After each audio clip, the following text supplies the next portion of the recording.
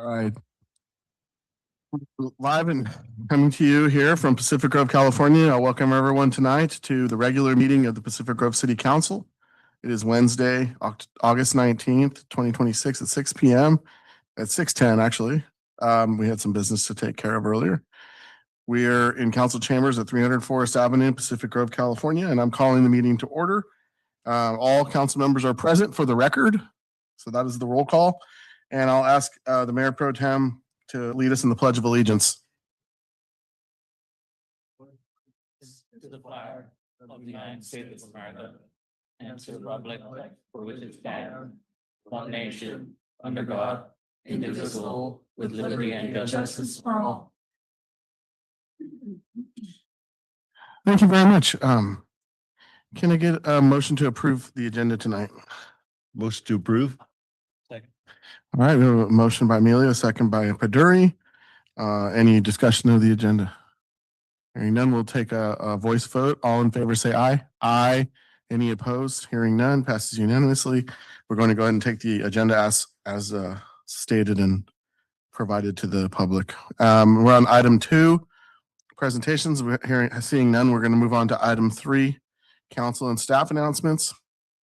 At this time, I'm going to return to our city attorney. Item 3A, report on closed session. Do you have any report on closed session? Thank you, Mayor. With respect to the one item on closed session, an update was provided to council. Council gave direction to its negotiator, but no reportable action was taken. Thank you very much. And at this time, I'll look to my colleagues, council members, for any announcements. Do council members have any announcements? Councilmember Rao? Thank you. In recognition of its last day, as most people know, Mr. Mogensen is, I wouldn't say retiring, but I don't think that's the truth. He was for 5-year pastures. And so I would just like to say thank you to him for his service, and we'll do something for him. Step forward.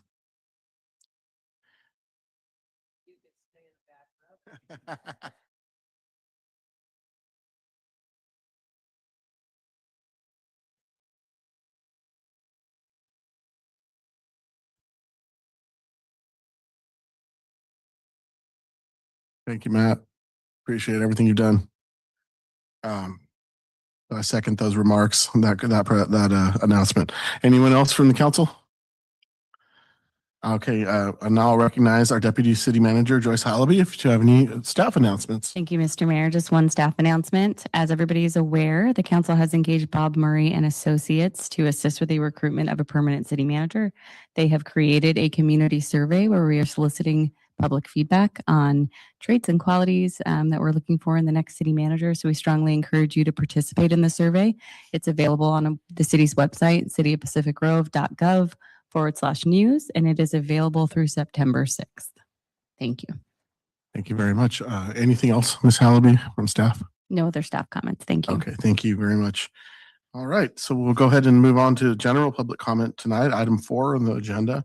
General public comment deals with matters subject to the jurisdiction of the city and the council that are not on the regular agenda tonight. So at this time, I'll call for members of the public to step forward in chambers first and then online to make general public comment. Ms. Gibbs, go ahead.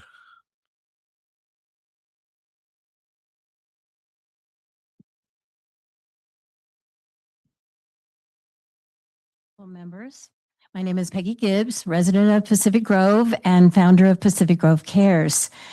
Thank you for this opportunity to talk tonight. 2 years ago, Pacific Grove Cares started in this community and is living proof that a town flourishes most when its residents and its city work hand in hand. We created together a dream that one of us could not have done alone. Pacific Grove Cares represents an encouraging development in our civic life, residents and local government working together to strengthen the public spaces that define our community. And time and again, this partnership has shown that when a city empowers its volunteers, meaningful, measurable improvements follow. Over the past year, our collaboration has revitalized the key public assets of Chase Park West, Stillwell Garden at Caledonia Park, and the Community Center Gardens and Courtyard. These spaces to be used by all residents of all ages. And through the ongoing work, we have been able to demonstrate effectiveness as a civic model where residents are not just recipients of civic service, of city services, but active contributors to the city's well-being. Volunteers show up consistently. Businesses donate materials. Individuals and local organizations lend support. This is a shared stewardship in practice, a community taking responsibility with the city, providing the structure and partnership that makes sustained progress possible. This is where I want to thank not only the City Council, but specifically Public Works, who have been great partners and help with our volunteers. Pacific Grove Cares also has been working closely with Clean California and Keep California Beautiful to fulfill requirements that designate a community as a clean California community. After completing these requirements, we were notified that our efforts have led to an official designation for the city of Pacific Grove. We are now the city of Pacific Grove, recognized as a clean California community. This is done by the state agencies of Caltrans Clean California and Keep California Beautiful. Our joint efforts have strengthened Pacific Grove's standing as an affiliate also of Keep America Beautiful, signaling that our city is committed to maintaining high standards for cleanliness, beautification, and civic pride. We know that this model can be achieved when we work together, and we're grateful for all that we have been able to do together. We know that it has strengthened our civic identity, enhanced our public spaces, and demonstrates what happens when shared responsibility leads to shared success. So thank you for believing in this shared vision. We look forward to what we can do in the future. This is a, No time. I'm sorry. That's your time. Oh, I was just going to show you what the sign is. Okay. Thank That's- you. Okay, thanks. Thank you very much.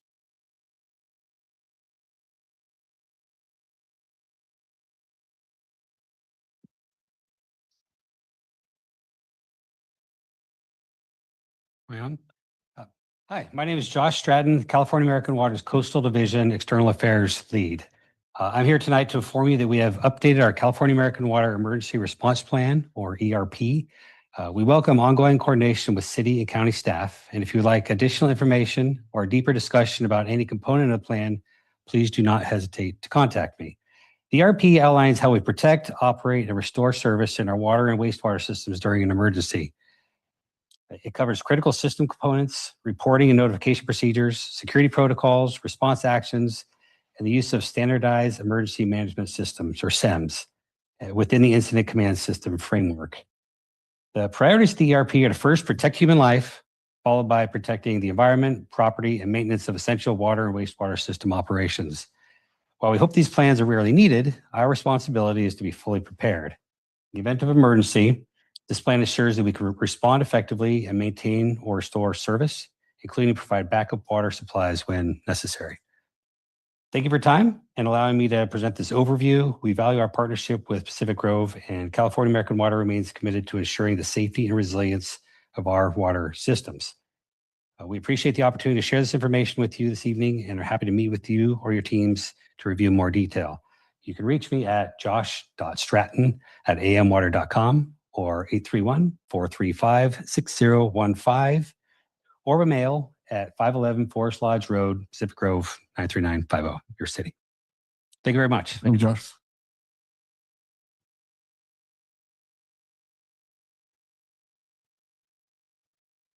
Good evening, Honorable Mayor, City Council members. My name is Jonathan Gill. I'm the Secretary for the Pacific Grove City Employee Association. The city and the GEA are at an impasse in regards to our MOU agreement. This is something that affects every GEA employee and ultimately the city as a whole. Fair and competitive compensation. The cost of living continues to rise. Rent, gasoline, groceries, utilities, and other basic necessities are becoming more expensive. Our members are feeling that pressure every day, and we're not asking for anything unreasonable. We're asking for a modest cost of living adjustment that allows employees to keep pace with inflation. At the same time, GEA believes the city is in a stronger financial position than the public is led to believe. According to the city's 2025 audit, the unrestricted fund balance is approximately $17.45 million. representing 55.86% of the fiscal year 2024/25 expenditures. That is substantially above the city's own policy of maintaining reserves equal to 25% of expenditures, and it exceeds the minimum recommended by the Government Finance Officers Association. In other words, the city has healthy reserves and a solid financial foundation. That's why it's difficult to understand when the city has budgeted for a 3% employee COLA in the current fiscal year, yet it is proposing 0% for GEA employees. Our members should not be treated as an afterthought. The city is also about to benefit from significant revenue generated by the new hotel. While we understand the importance of responsible budgeting and planning for the future, it is important to recognize that the city's financial outlook includes opportunities for new revenue. The city can afford to provide GEA employees with a reasonable cost of living adjustment. Compensation isn't just about wages. Health insurance costs are projected to increase by another 7+% in 2027, with employees expected to bear the brunt of this share of that increase. When the cost of medical insurance goes up while wages remain stagnant, employees effectively receive a pay cut. Even if the number on a paycheck stays the same, the amount left over after paying for essential expenses continue to shrink. There is another important issue we cannot ignore: competitiveness. The city is falling behind other local government agencies when it comes to both pay and benefits.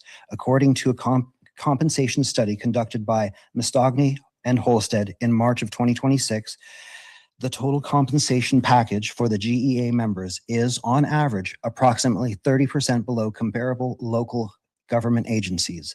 The city's contribution towards health insurance is more than $1,000 below the average contribution per employee, which is provided by other local government agencies in the area. Those numbers have real consequences to all of our employees and members here in the city. I thank you for your time. Thank you.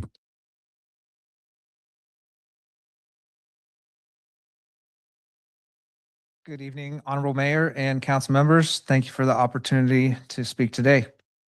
My name is Garrett McCown, President of the General Employee Association. The numbers that Jonathan was previously speaking about have real consequences. We are seeing a serious recruitment and retention problem. The city is losing talented, experienced employees to other agencies that offer better compensation packages. Every time a good employee walks out the door, the city loses institutional knowledge, experience, and investment in that employee's training. Replacing those employees costs money. It is estimated that it can take up to 200% of the employee's salary to replace the employee's position, therefore affecting the budget and the city's ability to serve the residents effectively. Most importantly, it affects the quality and continuity of services provided to the community. The GEA employees want to work for the city. They want to build their careers here. They want to provide excellent service to the residents of this community. But there has to be a reason for talented employees to stay. Competitive compensation is not a luxury. It is a basic requirement for recruiting and retaining a qualified workforce. We are therefore asking the city for two essential items: an adequate cost of living increase and coverage for the rising costs of medical insurance. The GEA's last best final offer is a modest and reasonable request considering the city's strong financial reserves, the city's existing budget, the need to remain competitive with neighboring agencies, and the very real economic pressures facing our employees. We're asking the city to recognize the value of its employees and invest in people who keep this organization running. We don't want further labor strife. We want to reach a fair agreement. The city can afford to do this. The question is whether it is willing to make the investment in its employees that is necessary to retain a strong, experienced, and dedicated workforce. The GEA employees deserve to be treated fairly. They deserve compensation that reflects the rising cost of living, the increased cost of healthcare, and the competitive realities of the local government workforce. We're asking the city to do the right thing, invest in its employees, remain competitive, and reach a fair agreement with the GEA. Thank you for your time. Thank you. Chambers continue to take Chambers comment.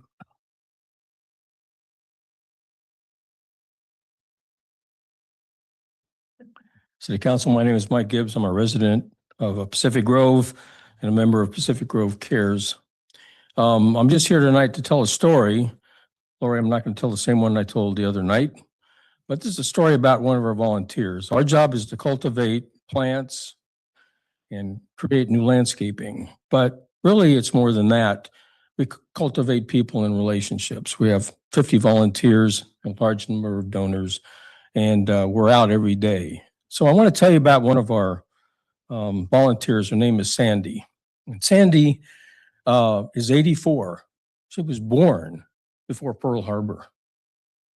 You may have seen her sitting on the sidewalk in front of the community center with a flathead screwdriver, an old wooden handle, one of the big long ones like this, digging weeds out of the crevices at the community center. You can see pictures on our website of this. I asked her one day, Sandy, what in the world are you doing? We've got tools. We got things. We got, implements that you can do this with. And she said, Mike, my dad gave me this screwdriver. Really? So that's what you use. She said, my dad taught me that a flathead screwdriver can do many things. Some of you won't know this. It can gap a spark plug. Joe, you probably know this. On a tractor. It can fix a fence. It can pull weeds. It can do other things. And I've kept it all of these years. This was my dad's screwdriver. She said, I was the oldest of 5 on a wheat farm in North Dakota. And everybody had to do anything. Times were tough. And you were never too old or too young to pitch in. So I said, that's why you're here at the age of 84, sitting on the sidewalk, digging weeds out at the community center. She said, yes, Mike, I am. And so we have lots of stories like this, and those are more important to me, perhaps, than just making public spaces look good. So you'll hear more of these stories. There's a lot of other people out there doing crazy work for the city of Pacific Grove. So thank you for your work. You're cultivating relationships.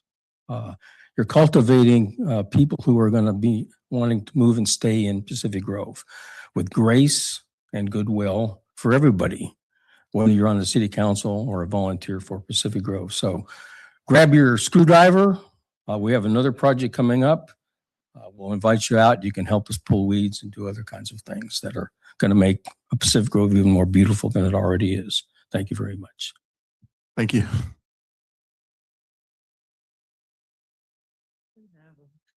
Hi, nice to see you all back. I'm Christy Italiano Thomas, and I'm just bringing up this subject now early, but hopefully it will get on a CIP for next year and get on your radar, because not one of you have ever brought this up, and that is what I see as continued blind eye and denial regarding our lack of adequate public restroom facilities. So I'm starting the dialogue now. I really am thankful to Mr. Go for taking his time and explaining and answering questions that I had about how you go about this. I did not realize that in 22-23, Crespi Pond bathroom remodels was on his radar, and he had a plan, and it was struck down for historical reasons. But be that as it may, obviously you know how far and how bad Crespi Pond, well, maybe you don't know, I don't know. But at some point, the administration, you, and the Chamber of Commerce, to me, has to see that we don't have public restroom facilities for the number of people that visit this city, and particularly our premier destination point of Lovers Point. A few weeks ago, I sent you all a picture. Dan's the only one who responded to me. It wasn't a holiday. It wasn't a special event. It wasn't a 3-day weekend. And the line for that restroom was extended past the cafe. I live on Pine, so I bike and walk there every day. The same thing was on Sunday. So obviously visitors don't know they could run. How inconvenient is it to run over to Caledonia? And how in the world would they know they could, well, they can't run up to Jewel Park because that's another restroom that's open on farmers market night, or the library, or can you imagine having your kids and family on Lovers Point and running up to the City Hall.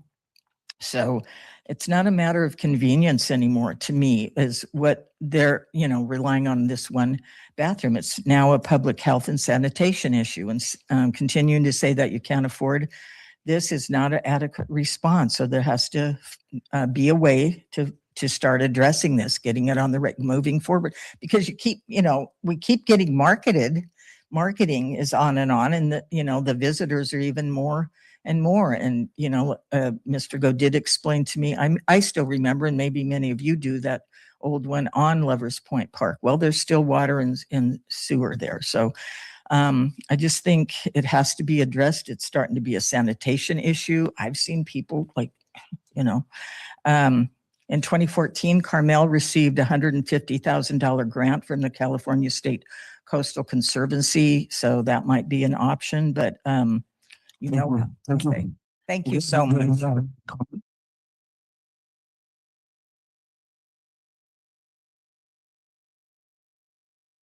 We do not have any online public comment. Okay, thank you very much. We're going to go ahead and close public comment. We got a lot of business to do tonight. We're going to move on to the consent agenda. This is an agenda that deals with routine and non-controversial matters and includes action on resolutions, ordinances, and other public hearings for which testimony is not anticipated. At this time, do we have anyone, any member of the council wishing to pull an item? Okay, and do we have any member of the public wishing to pull a consent agenda item?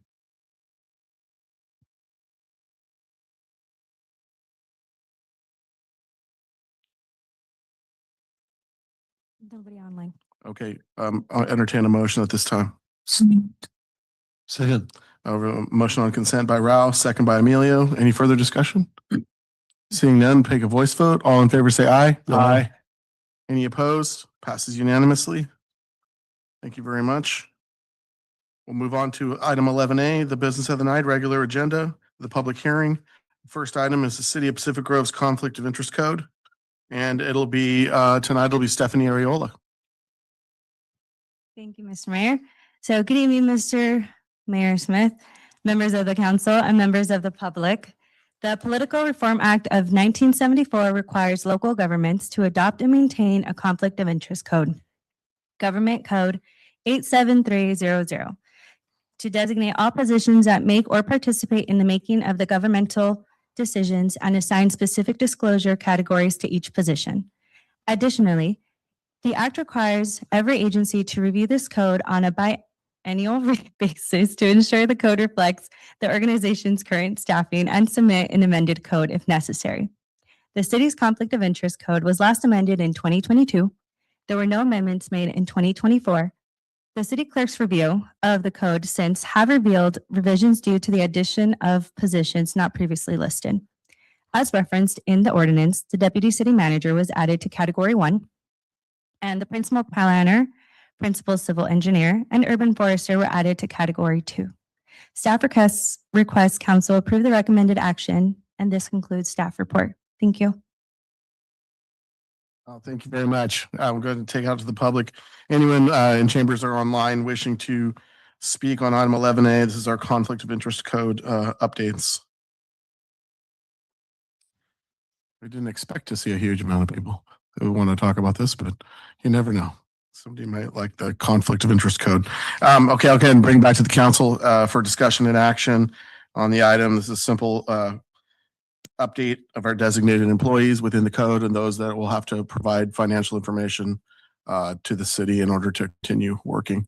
So does anyone have motion on this? Yes, Councilman Morrell? Oh, go ahead. I move recommend action. Okay, thank you. George Laboratory. Second by Emilio. Okay, any other discussion? All right, seeing none, we'll take a voice vote. All in favor, say aye. Aye. Any opposed? Passes unanimously. Thank you very much to the city clerk's office for putting that together. Great job. And now at this time, we are moving on to item 12A, which is Chinese Pavilion Project. And we have Amy Colony present this evening to take the item.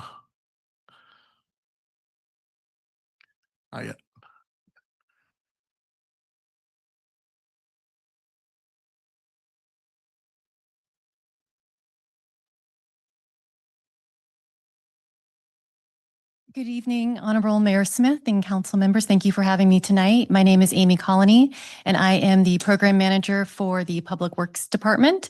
I'm here tonight to provide an update on the Chinese Pavilion and Moongate project. I wanted to start out by going over a brief background of the project. It's been in progress for 4 years now, so I wanted to get everyone up to date and provide contextual background of the evolution of the project. So back in about July of 2022, the Monterey Bay Chinese Association approached the city with the idea of gifting a Chinese pavilion to the city to represent and honor the history of Chinese Americans in this community. So it was first brought to the Beautification and Natural Resources Committee in the summer of 2022, with the idea of it being a public art project that would be installed along potentially donated land along the coastline. At that time, around December of 2022, the city requested that the Monterey Bay Chinese Association continue researching other locations, as that was not supported at that time. In September of 2023, the Monterey Bay Chinese Association began working with the Recreation Board, and under the leadership of the Recreation Board chair at that time, they researched other locations within city-owned parks throughout the city. They determined at that time that Elmery Dyke Park was the most suitable location, and that they also wanted to expand the project to include a traditional Chinese moongate at the entrance of the park. At this point is where I came into the picture to work with the Recreation Board Chair and the Monterey Bay Chinese Association by presenting to City Council at the December 20th, 2023 meeting with the proposed recommended site of Elmery Dyke Park. At that time, the City Council really wanted us to come back with a more comprehensive pros and cons list of each location, specifically looking at the Pacific Grove Museum of Natural History as an option. So over that spring, that is what we did.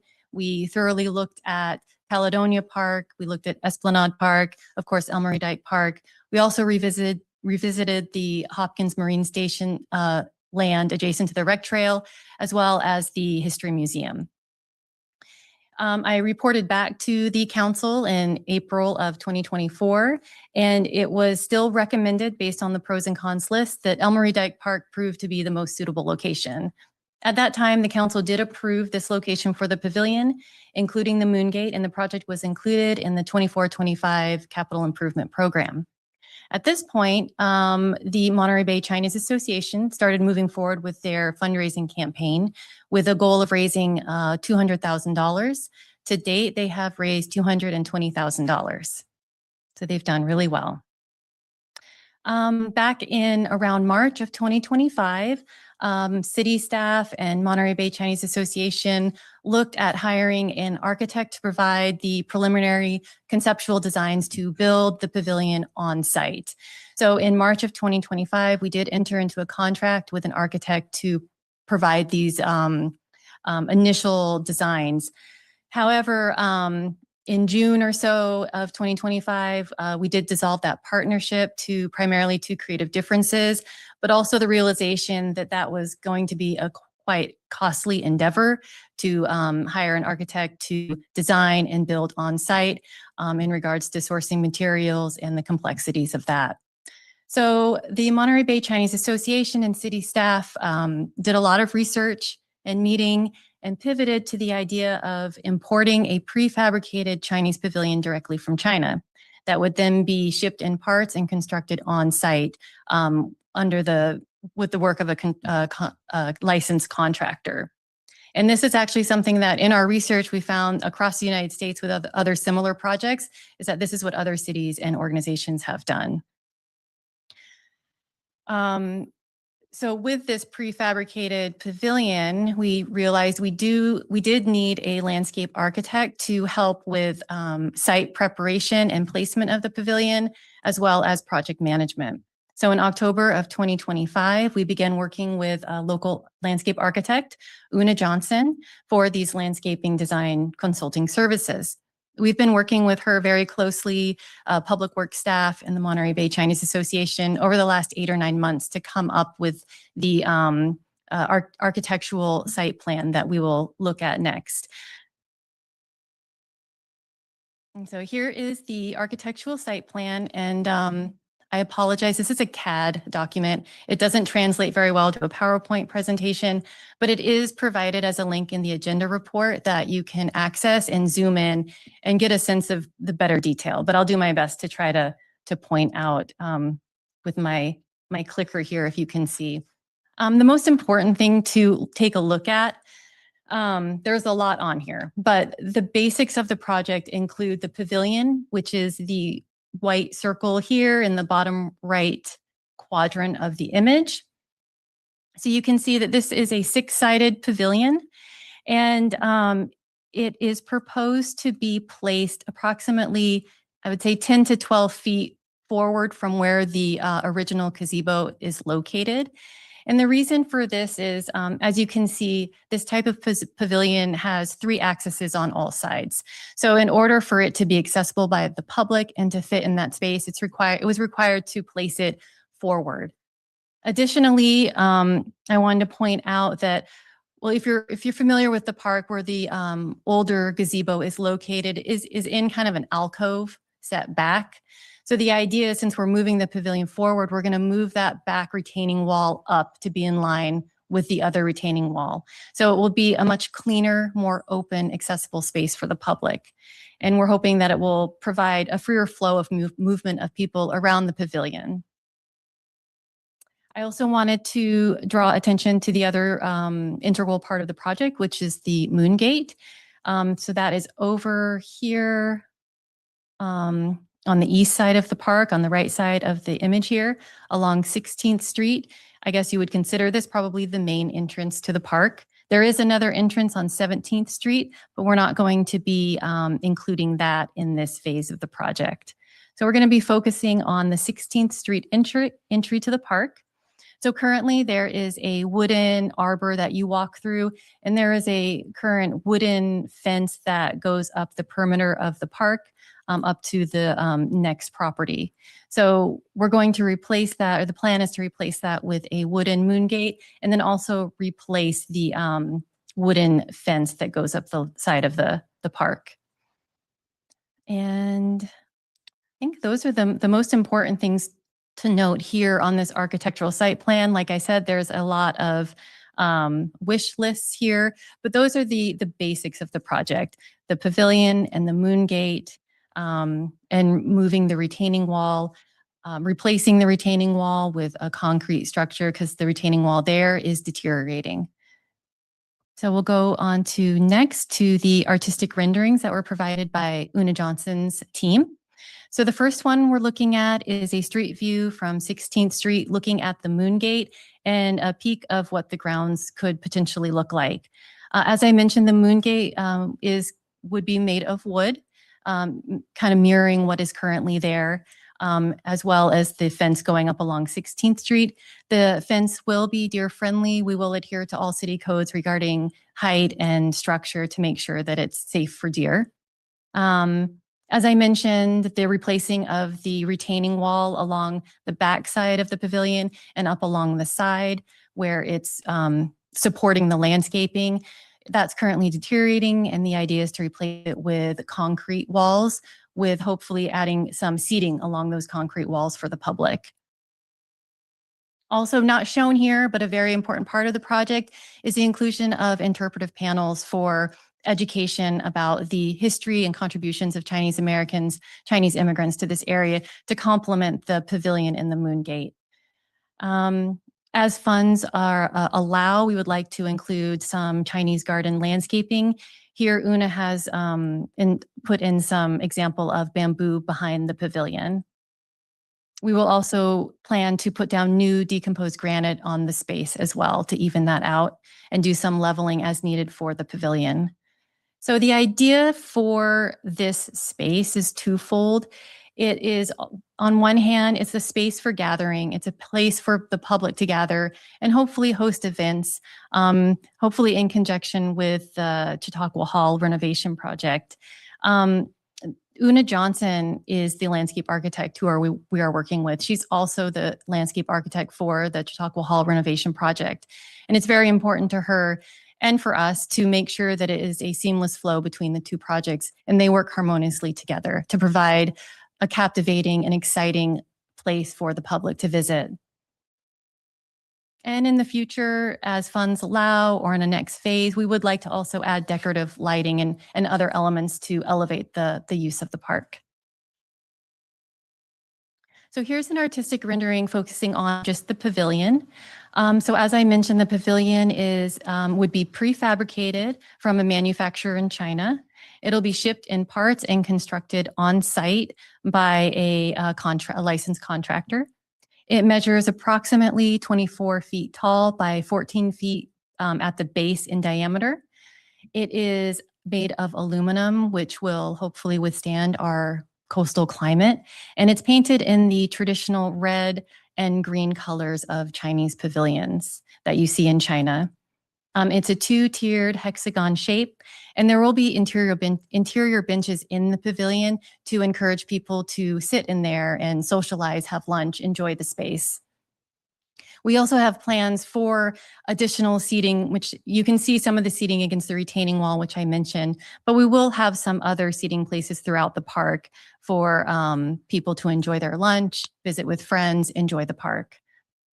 And the Chinese pavilion will be mounted on a concrete platform, which is about 2 feet tall. It will have stairs at the 3 entrances. We are taking ADA accessibility into account.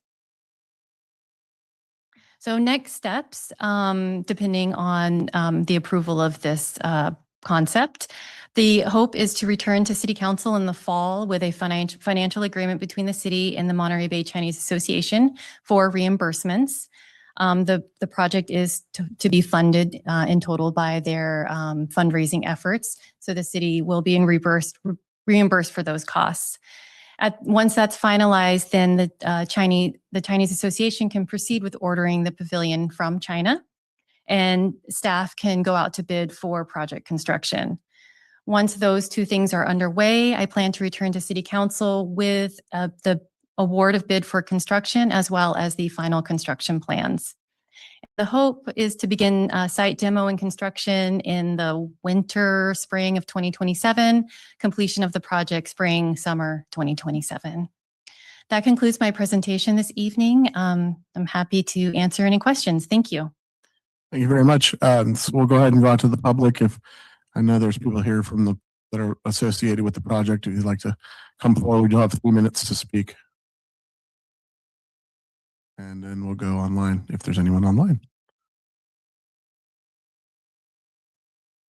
You and the council members, I'm Charles Cha, the chair of the Special Pavilion Committee. It's been 4 years since when I proposed to do that. And as of the council member, half of you was there, half of them I knew. And I'm so happy the project is progressing, not fast enough, but progressing well.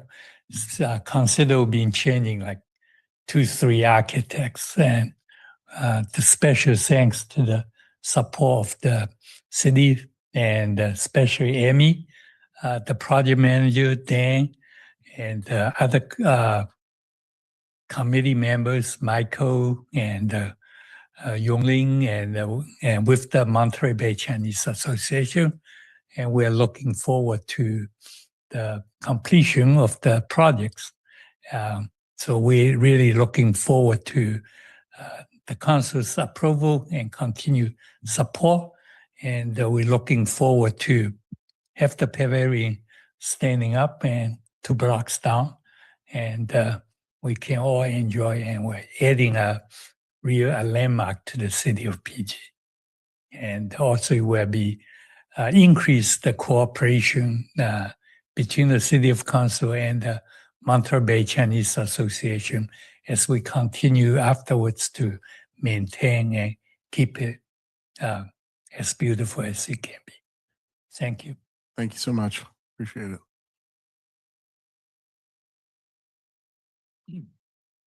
City Council members, my name is Michael Lipson.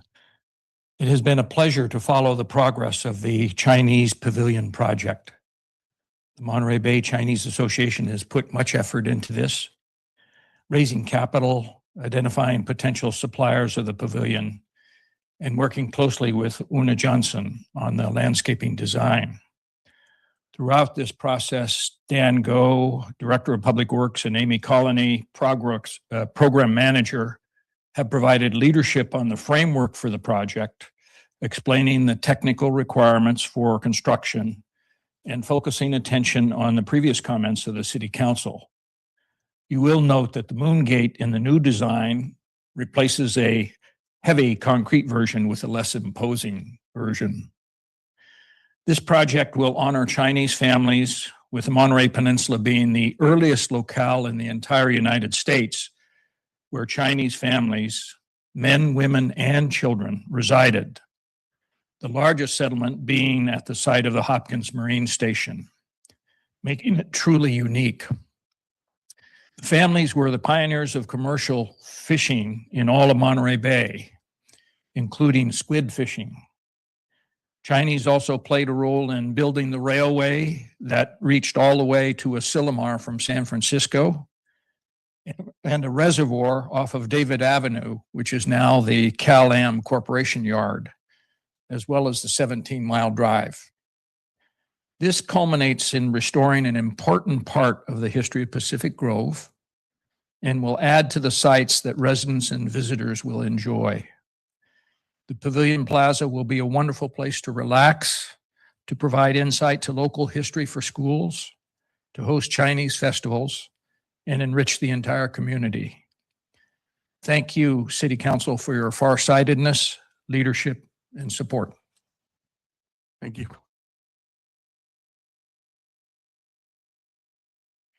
Good evening, Mayor and Council members. My name is Yongling Beeman, Vice President of Monterey Bay Chinese Association. On behalf of the association, I want to express our sincere gratitude to the city government for your support, especially to Public Works for their dedication to working with us on the Chinese Pavilion. Dan and Amy, your good work and commitment means so much to our community. We hope to proceed with the project implementation as soon as possible after this meeting. Thank you for your continued partnership to build this important landmark in Pacific Grove. Thank you. Thank you.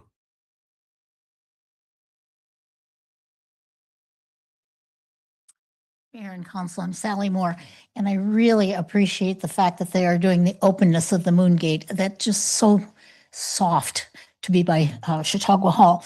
I would ask that somewhere in all their signage and descriptions that they would put something about El Marie Dyke. That is her open space. And since she was Mrs. Pacific Grove, it would be nice to have a little something honoring her as well. So I really appreciate this project. Looking forward to seeing it. Thank you. Thank you. Anyone online? Madam Clerk? Ms. Dahmer? Thank you. I remember when this first project started, and boy, has it come a long way. And yes, I agree with Sally. This is a lovely soft moon gate. It's going in the right direction. I hope you continue with it. And it's such a lovely thing that's happening now.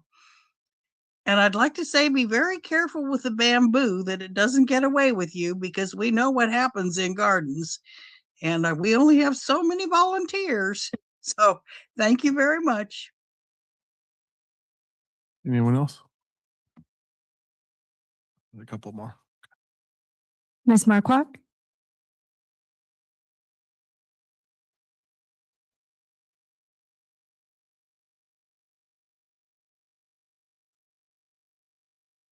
Can you hear me, please? Yes. Yes. Okay. There is a triple echo on Zoom. I hear my voice 3 times. I have heard everybody speak 3 times.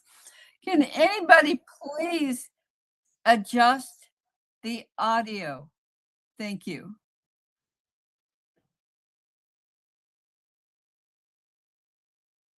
Anyone else? We do not have any more public comment. Okay, Online. thank you very much. We're going to close public comment on the item 12A. Bring it back to the council for discussion. Council, Mayor Pro Tem Emilio. Yes, sir. Yes, I think this is a great project. I've seen it through the years, and I'm very supportive of this particular project. And thanks to the MBCA for doing such a wonderful job, and all your volunteers, and looking forward to seeing the project complete. It's super. Thank you. Councilmember Garfield. Thank you, Your Honor, and truly appreciate both the motivation and the work that you've done. I have great appreciation for how hard it is to raise money, and you've done a great job. So to that point, I know you've been through some architectural adventures with architects, and you've raised 220,000. How much do you have left? Does anybody know?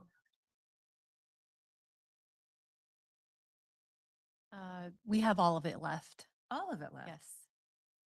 Okay. Man, how did you manage that? Gee, lessons for the rest of us. So good. That's good. Because projects do tend to get more expansive than any of us think. So I'm the liaison to the Chautauqua Hall project. And I will say that I am not completely sure that UNA's plans between the pavilion and Chautauqua Hall have been through the whole Chautauqua Hall group looking at them. And I would like for us to be sure that everyone's on the same page, so that, as you've said, it really is seamless. And that the space between the pavilion and Chautauqua Hall is usable for both sides. And that it won't take long, but I'd really like for us to make sure that the Chautauqua Hall planning and Hunter Eldridge's sees this as a good extension. And the reason I mention it is because in our last meeting, we talked very specifically about what you're seeing here is this patio that has a tree in the middle of it, how the flow of people at an event would go outside of Chautauqua Hall into the Elmery Dyke facility, so that it's really an attractive part of Chautauqua Hall. And so I'm asking if we could, make sure that that's in place. And Ms. Johnson may very well be the right person to coordinate that, but I just don't think it's done yet.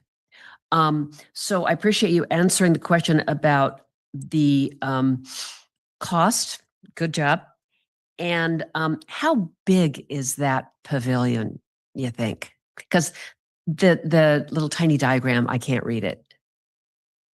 The dimensions of the pavilion, it is in and of itself approximately 24 feet tall.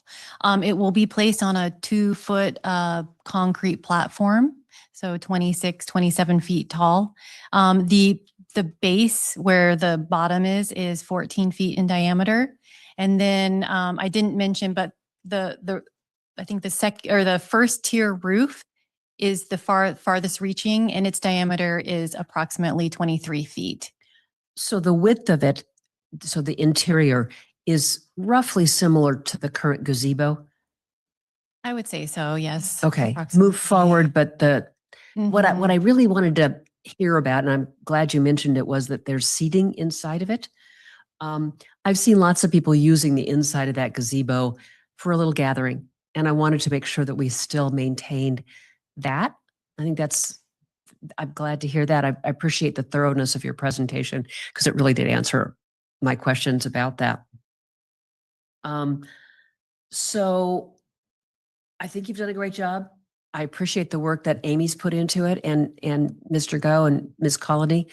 And more than I can say, I appreciate the work you're putting into this. So if we can do that Chautauqua Hall, Mel, that would make me feel very good. Thank you.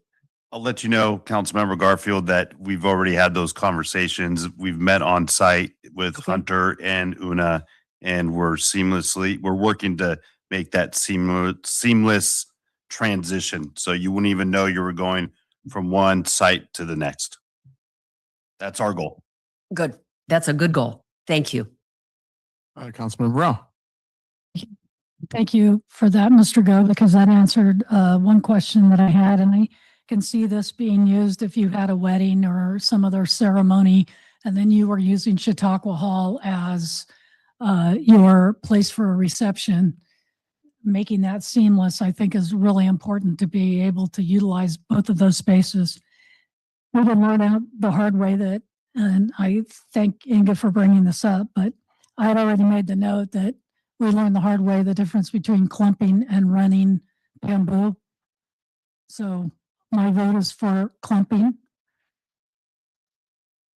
Yeah, running is really bad. On a separate note, I think that this is a really good extension from the apology that the city made in, I believe it was 2023. Thank you, Mr. Paduri. He's a lot younger than I am. He's got a pretty good memory. I think that this is the natural progression of the rebuilding of the relationship between the city and the Chinese community. And I think that this is going to be an appropriate and a beautiful place for people to gather. So I think all the community, Mr. Ibsen, and everybody that's pushed forward with the MBCA to move this project forward. And I will make a motion when we're ready to approve this. Okay. Very good. Councilmember Paduri, thank you. Thank you. My memory is actually short, but this is an event that I will never forget, 2022 and what we did. So thank you again. And I'm glad that we're here, like really continuing the thoughts that the city had at that point in time, taking it forward. This will be unique to PG, and I'm hoping that this will attract the deserved attention, not only to the project, but also to why the project exists in itself. So all good thoughts there. Thank you. And I'm also really appreciative of the fact that you've fundraised more than you asked for. And so my question is really knowing that, so I've been on some kind of similar projects elsewhere too, like hearing about it, and construction costs are ballooning all the time. And we're looking at 2027, hopefully 2027. But if it goes on, right, like we're going to like face some increased costs. And so are we accounting for those costs is my first question. And related to cost itself, I also wanted to know, maybe the staff can tell me, this is a unique feature in for us to attract and retain and like have people like cherish the moments, etc. We need to keep it like clean. So there's an upkeep here, there's maintenance. And I wanted to see like if that's going to be part of the whole exercise too, when we have this relationship with the association. Yes, in response to the maintenance, there is ongoing discussion about the Monterey Bay Chinese Association helping afterwards with their members to maintain the park. Myself, I'm also the volunteer program coordinator for the city. So I will definitely take ownership and pride in keeping that area as well maintained as possible with the current volunteers we have. PG Cares was just here. I'm sure they would love to help as well. Thank you. And actually, while you were actually recounting like over the years what has happened, it's almost like we built a history even without getting to the point of actually constructing it. So it's going to add to the history here. But just a dumb question from me, knowing that this is a prefabricated kind of like item coming from elsewhere, obviously not from here, not from this country. So do we have to have special building codes or building code compliance to make sure everything is set? Is that already taken into account? Yes, it is taken into account. As soon as we can place the deposit on the pavilion, we will receive more detailed specs from the manufacturer. At that point, UNA's been working with a structural engineer to review them to make sure that they adhere to all city codes, US standards for construction. Okay, awesome. Thank you. I fully approve this. Thanks. Thank you, Lori, Councilmember Donald, and then Mayor Protem after. Thank you so much. And I just wanted to thank the Monterey Bay Chinese Association again for this beautiful gift to the city. You're gifting it to us with your donations, but we also have the honor of representing our history and finally telling that history that was so important to Pacific Grove and what we are today. So thank you so very much for that. And thank you for listening to the concerns people had about the Moon Gate. I think this really nicely incorporates what's already there. And just really, I think, will enhance the Chautauqua Hall project. So it's been another great example. It's kind of a night of great examples of community working together with city staff to really build something special for Pacific Grove. Thank you so much for mentioning about the interpretive signs. I think that's great because that will really further enhance that understanding from the public of how much contribution our Chinese ancestors have made here. And so I really appreciate that. The comment about adding something about Elmery Dike, I think will be very important too, since it's the park plus the pavilion, and it'll be a great way to kind of tie in the two worlds. So appreciate that much. I also appreciate that you mentioned the seating because currently there are the picnic tables and that doesn't look nice and elegant. So, but it sounds like you have some other, because I thought that would be important for people to still be able to sit and gather. So I appreciate that that is being worked into the design as well, and that it really is being integrated, the two projects together. So it flows seamlessly together, becomes an extension of each other, but also provides a really place for peace, respite, and reflection for tourists and locals alike. So thank you. Thank you, Mayor Pro Tem Emilio. Yeah, I know Councilmember Rao was going to, but I think we can't forget it. Okay, we can't forget about the Chinese and what they've contributed, just like McDonald had mentioned. So I wanted to approve the landscape architectural design and artistic renderings for this project, and that's my motion. Second. We have a motion by Emilio, second by Rao. Any further discussion? I'll just throw in one comment. I appreciate all the work that you did, Miss Colony and Mr. Go, and all the folks from the Monterey Bay Chinese Association. Thank you for doing all the legwork on this, and it's a great example of partnering with community members to get something done really that's really great for the community. And I really like the Moon Gate, so I'm excited about it. Okay, let's take a voice vote. All in favor say aye. Aye. Any opposed? Hearing none, passes unanimously. Thank you so much. I'm going to go on to item 12B. Yeah. We're gonna go on to item 12B. This is another important item, a lot of important ones tonight. Employment agreement of retired annuitant in city manager. And I'm going to recognize our city attorney to take us through item 12B. Thank you, Mayor. Good evening, Mayor and members of the council. Before you is an employment agreement for interim city manager with Richard Rearig, better known to most as Chip Rearig, and working with the subcommittee that you all appointed. This has been discussed and vetted with Mr. Rearig, who is here tonight. It's a standard employment agreement. By its terms will expire when the full-time city manager is appointed, or if Mr. Rearig hits his maximum hours as a retired annuitant. Other than that, there are standard provisions in there as far as the city manager's duties to continue on, and the compensation is there. And other than that, it's a pretty standard employment agreement, not different than other ones that you've approved in the past and not so recent past for a city manager. So this is sort of the stopgap measure, and my understanding is the recruitment's underway, but for now, this is the agreement Mr. Rearig has reviewed and approved. Thank you so much. And I'll go ahead and take it out to the public for comment on the item.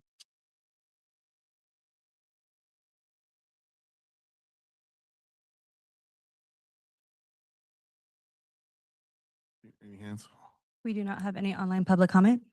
Okay, we're going to bring it back to the council for discussion and action on the appointment of Chip Rearig as the former administrator for the city administrator for the city of Carmel for many years to lead us as our interim city manager while we search for a permanent city manager. So that's what we're doing. So any council members wishing to make comment, go ahead now. Very shortly, welcome. And we're looking forward to getting to work. Go ahead, Chaps. I'd like to take a moment to thank the subcommittee for doing the work because I was gone and I came back and this is already here and you got the best candidate. So thank you and looking forward to working with you, Chip. Hoping to take what you have in Carmel and combine that with PG and see what we can do next. Thank you. Thank you for that. Joe, go ahead. Yeah, I guess I could refer him to Chip. Okay. I'm all for this also. Okay, sorry. All right. Well, obviously, since I was on the subcommittee, I'm also in favor. So, we're we at this point, if anyone would like to make further comment or make a motion to recommend or throw recommended action. Go ahead. I just would personally like to say thank you for taking this on. We have great momentum in the city and I feel really comfortable with the handoff. And I think that having your experience to come along behind Matt, I think the beauty of this is that we won't lose anything as we move through this transition. So thank you for willing to come out of retirement. And thank you, Mr. Mogensen, for everything that he did for the city. And I think we're ready to move forward. And I would make the motion unless Mayor Pro Tem would like to do that. And I know Councilmember McDonald would also like to make a comment, but I would recommend approving the resolution employment agreement, appointing Chip Rarig as the retired annuitant to temporarily fill the city manager's position. Second it. All right, we have a motion and a second. Discussion on the motion. Go ahead. Just one Lori. quick comment, thanks. Yeah, and I also wanted to thank the subcommittee who worked on it because they brought us forward the information, but it was a full council decision.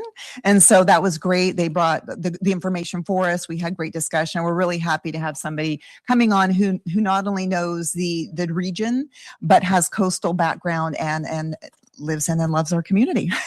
So thank you so much. Welcome. All right, we'll go ahead and anyone else?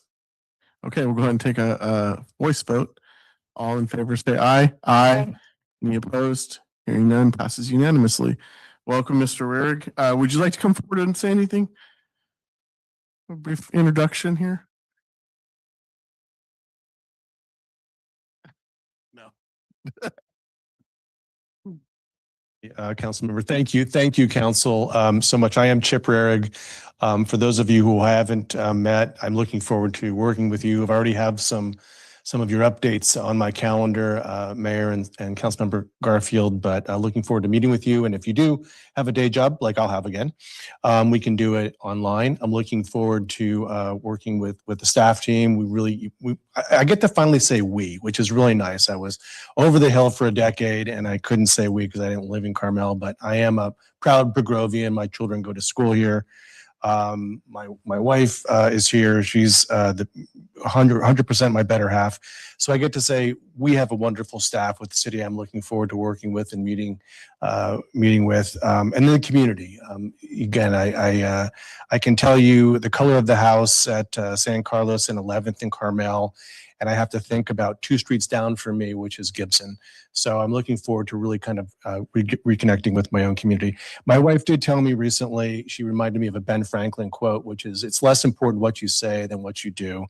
And so I hope your vote is a vote of confidence for me that I will be trying to provide value and contribute to the community. I'm really excited. This is not something I would do for any other community. Please trust me. So I'm looking forward to working with you in any capacity, driving the mission forward, the momentum that you do have, and a real hearty thanks to my friend and colleague, Matt Mogensen, again, for his leadership in this community, our community, for the last couple of years. So thank you, council. Looking forward to working with you. Thank you so much, Mr. Rarig. Thank you. Yeah, thank you for the comments, Councilmember Rao, also about the momentum, and I think it's a great thing, and we have it going right now. And I really look forward to working with Mr. Rarig for the next few months at least. So, all right. Thank you so much. Move on to where are we now? 12C. I believe 12C. We're looking at the special events policy. It's policy 900-1, and we'll recognize Deputy City Manager Daniel Go. Thank you, Mayor Smith, members of the city council, and I would usually be accompanied by Ms. Clark, our recreation manager, but she had a previous obligation tonight with her family, so I'm definitely in here pitch hitting tonight for her. So tonight I will be presenting the special events policy to you. So just a little bit of background. The current special event policy outlines the process for application submission, how the events are classified, billed, and then ultimately how they're approved at the boards, commissions, and the city council level. The special event calendar runs on a fiscal year cycle. So our fiscal year is obviously July 1 through June 30th, but complete applications are due November 30th of the prior year. So like 3, 4, 5, 6 months prior to. Applications are reviewed by city staff, and then they're presented to the Recreation Board, to the Planning Commission, because most or some of them fall within the coastal zone and need a coastal development permit, and then ultimately City Council for approval. There's two different types of classifications of special events. There's just your normal special event, which require exclusive use of city property and support from police, fire, or public works.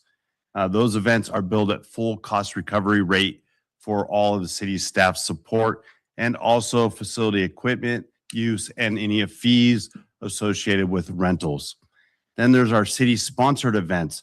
Those include our traditional events that are primarily hosted by the Chamber of Commerce, school district, the city, or are deemed historic.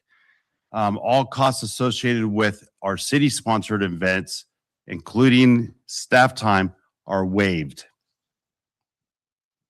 So this current year calendar, because now we're in the current year, right? Has 22 city-sponsored events and 7 full cost recovery events for a total of 29, which equates, I rounded up for purposes of this presentation, to about $176,000. Of the 7 full cost recovery events, we recoup about $80,000. So we're subsidizing approximately $100,000 annually, primarily on labor. So why are we here? The special events, well, reviewing the policy 900, the special event policy provides the framework to ensure a healthy and financially feasible balance that remains between the number of special events, the ability of our staff to conduct the events, our neighborhoods, parks, and facilities. At the April 1st, 2026 City Council meeting, when staff presented the fiscal year 26-27 events calendar, the council requested a review of policy 900-1, which is the special events policy, and hence why we're returning to the City Council tonight. So this presentation tonight aims to initiate a high-level conversation on potential areas for policy revisions.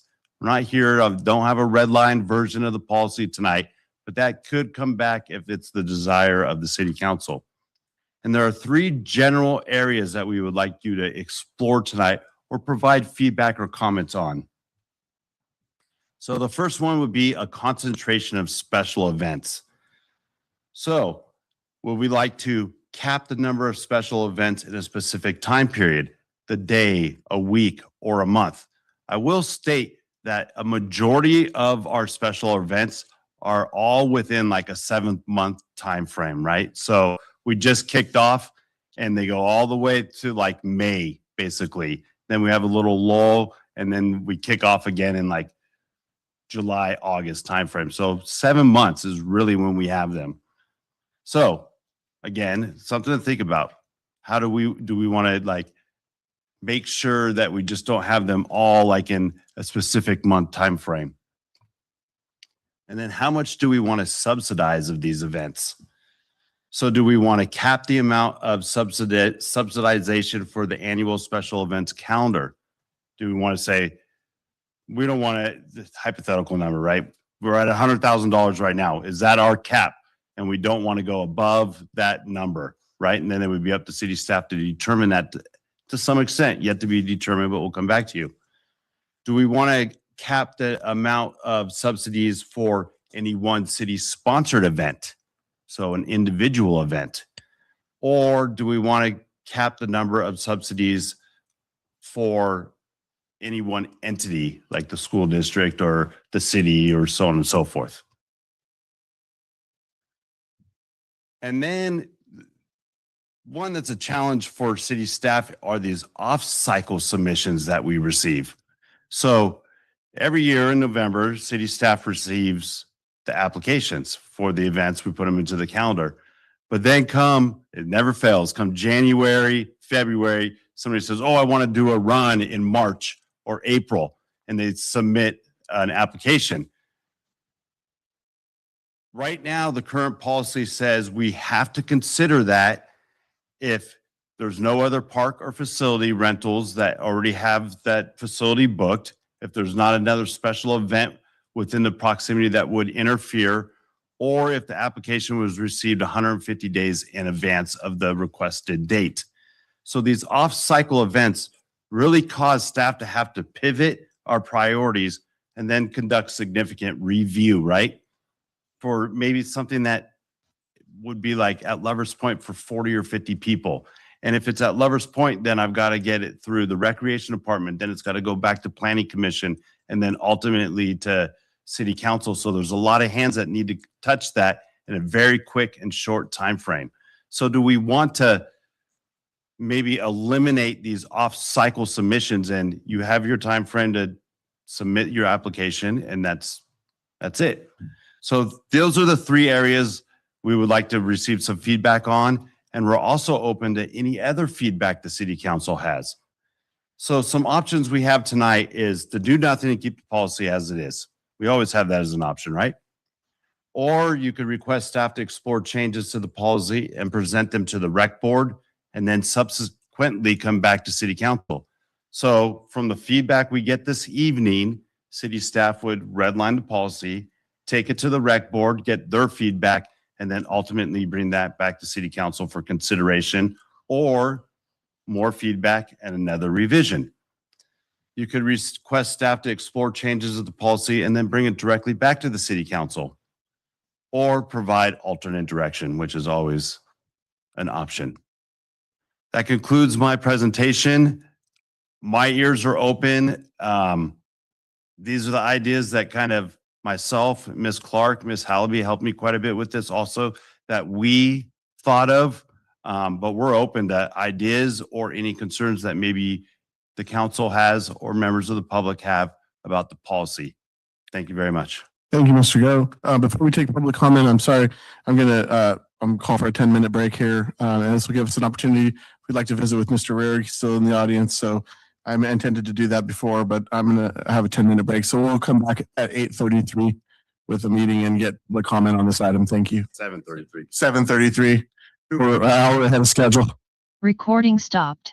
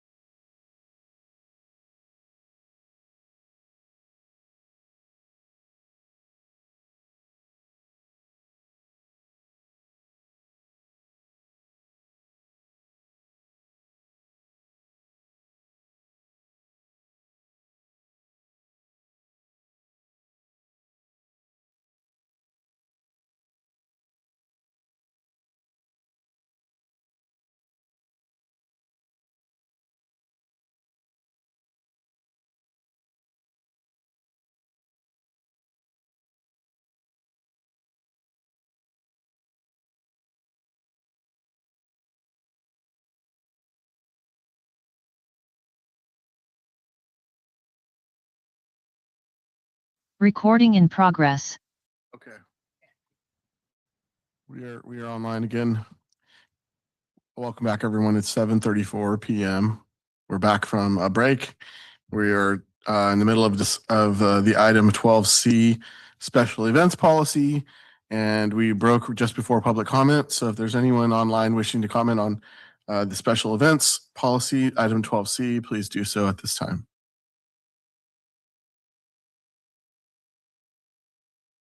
Ms. Dahmer? Thank you, Mayor and Council. We've certainly had some ups and downs with the special events policy over the years and how it's been used and abused. And I welcome Dango bringing up these changes or thoughts of changes because it does need to be revisited. We've had absolute personal projects move forward that cost the city a lot. And we have had special events pop up so late in the season and then go through such a long process of trying to get one through and then finding that it shouldn't have gone through at all. So I'm quite happy with the fact that I think the policy should be revisited to say that, yeah, no late submissions, just have set dates for the special events, get our calendar up and running, don't clump them all together, put them in a general time frame, and yes, give enough time too, so that those that require coastal development permits can get them, because I don't like the blanket policy of just, oh, these late submissions getting a coastal development permit without earning it in any way. So it's a very interesting thing, and I'm glad that it's being revisited, and I welcome all your participation in this because I think that our system has kind of been broken. And as far as a cap on the special events city sponsored, well, I think that's probably pretty set in stone now of what our traditional ones are, but I would be very careful about city sponsoring any more events. It is a huge, huge element of our budget. So thank you very much.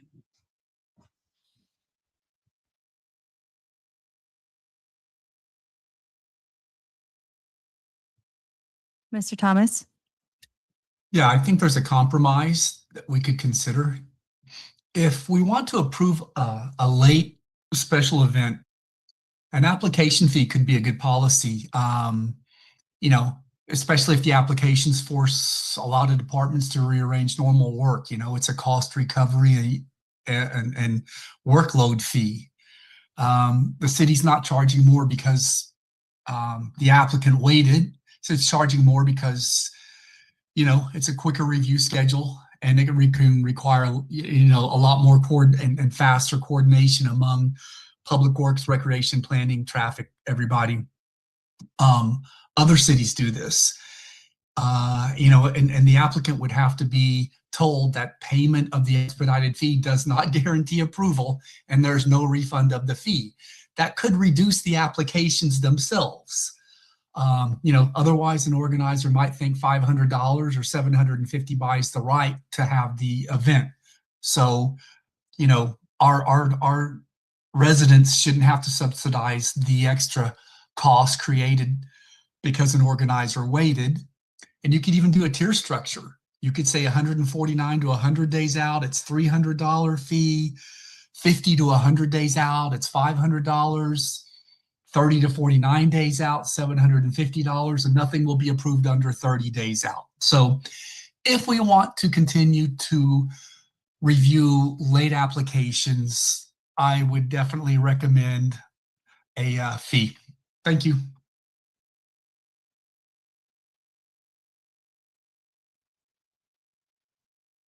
That all we have? We do not have any more public comment online. Thank you very much. There, for the record, there's no non-staff members in the crowd, so we'll go ahead and close public comment, bring it back to the council for discussion. Item 12C. Who would like to begin? Councilmember Garfield. and then. Mr. Go, thank you very much for bringing this back. I remember our initial discussion was there's something off, and I appreciate you listening and bringing it back. In my mind, what started me thinking about what was off was that we had 3 events on the same day. And that seemed like even if the 3 different parks could handle it, these events all occur during some of our busiest times of the year. So the other people who are coming to Pacific Grove or the people who live here are inconvenienced at the very least or crowded out. And so I don't think we're taking ample consideration of the displacement that occurs when we have more than one event at a time. So I would put out that we certainly don't want more than one event in the city ever. And I also had a question about one of our policy issues says that the policy says that these events are limited to things that are of benefit to the people or businesses in Pacific Grove. And I don't know what your experience is in using that.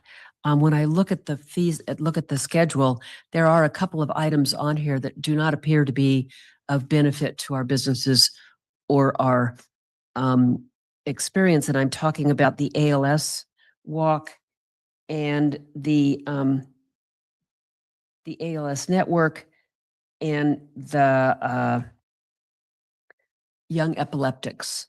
And while they might have an item here, it's not specifically for a benefit for our population.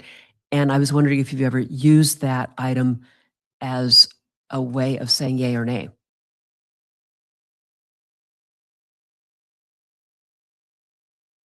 I have not. Okay, but I mean, we've got it right there. And so it seems like that might be a way of making a first cut. If something's of benefit to the people, that the people participating are living in Pacific Grove and the businesses that are participating are our businesses, not from somewhere else. So may I ask a follow-up question? Sure. I hope you guys are open to having an open dialogue as I try to Yeah. get this policy squared away. So do you recommend then maybe a text box on the application that specifies how this is a benefit to either the businesses or the people of Pacific Grove so that the event organizer during the application process has to complete that and then staff can verify? And can I write into the policy somehow that staff has the opportunity to vet and not recommend an event if they feel it's not a benefit? Because right now, that's not really the role of staff. We get an application and we bring it forward for consideration at the board and council level. Okay. One of the things I wanted us to do is to give you the tools that would enable at the staff level to know what your parameters are before you take it further forward. And that would be the one a day would clearly be I'm sorry, we already have one on this day. That's pretty cut and dried. I do recognize that, oh yeah, sure, we have somebody who lives in Pacific Grove and so-and-so said they would sponsor us is a little far-fetched. I mean, you would have to use judgment about the extent to which what they are telling you really is valid. Do you think staff would be comfortable doing that? Or would you rather have that information available and take it to the rec board? I think I'm comfortable doing anything, you know that. Of course, But- yes, I'm sorry. But in But, general, Yeah, I'm I thinking think about that I getting- would still make that recommend, if I made a cut to something or if like myself or the recreation manager, because it may not always be me in this position, right? Made that suggestion, we would still have to bring it forward to the board and ultimately the city council for ultimate decision not to include that. But we could make that suggestion to you as the approving body. Because I don't think we can just as a staff level just say, nope, that's granted. If it's like, if there's multiple on the same day, yes, we can work with the event organizer and try to determine different dates or so on and so forth. But I think that unless it's written very clearly into the policy that staff has the first discretion at vetting out the applications to the benefit of the city, that it would have to ultimately be up to the city No, council. I don't want to put you in an awkward position, and I think it could be very awkward when an event organizer is arguing the point and staff is saying, no, I don't think so. That could get very awkward. But I would like for you to be able to use that as a criteria of whether you're recommending something or not. Understood. I made a note of that and try to figure out how we can incorporate that into the policy. Okay, thank you. Thank you. But I'm going to recognize Councilmember Rob, but I just want to throw something out there. The way I'm looking at this is kind of like, we can get really down in on it and kind of like tell the staff, go do this and then take it to the rec board. But I actually think what might be good is the whole no, not only one in a day, that's cut and dried, as you stated. I think that would be something we could give that input, but maybe we should have our subordinate body, vet this completely, and then come back with some recommendations. But I would say, let's maybe do these high level ones if we can. And then this is just I'm just saying this is, I don't know, I may go to fall flat, but then we have the rec board, take a look at everything and get us a policy rather than try to, wordsmith it in here, right now. I think that the one in a day thing is a great one. That could be something that's kind of an overarching principle, but I'm going to go to Councilmember Rao. Thank you.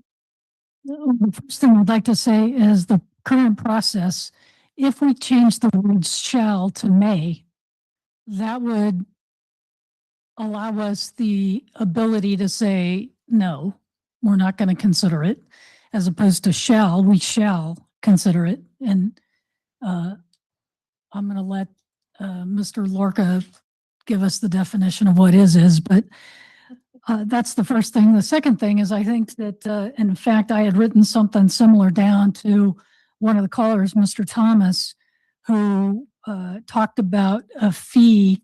If we get into, a very shortened cycle and we have to pull staff off of some project to do something else, I think that there should be additional costs that are covered. So I think that looking at some kind of a tiered structure or some kind of an expedited fee should be probably considered by the body.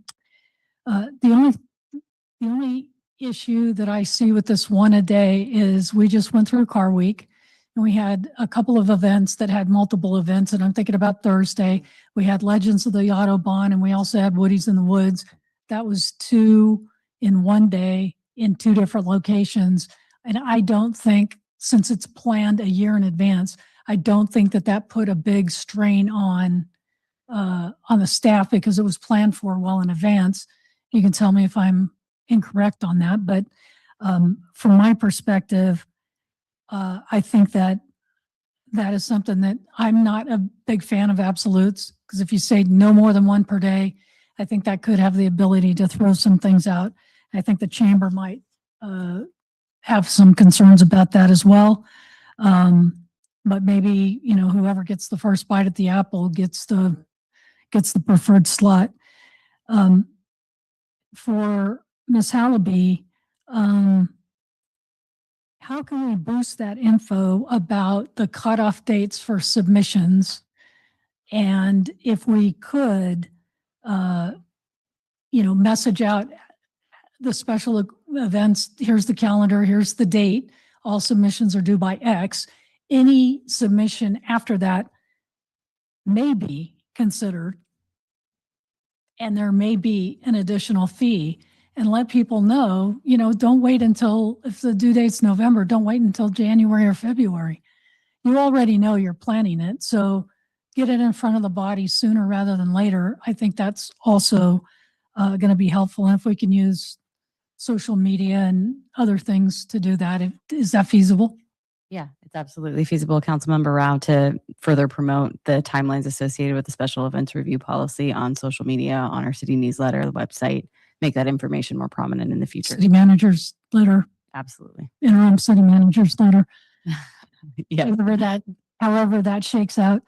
So I think, Mr. Go, changing it, off-cycle events, switching it from shall to may, I think is an advantage. And then looking you could look at some kind of a additional fee structure when someone comes in and says, we're 63 days out from the targeted event date.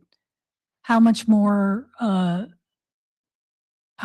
that put on the staff, and what are the costs to recover that as well?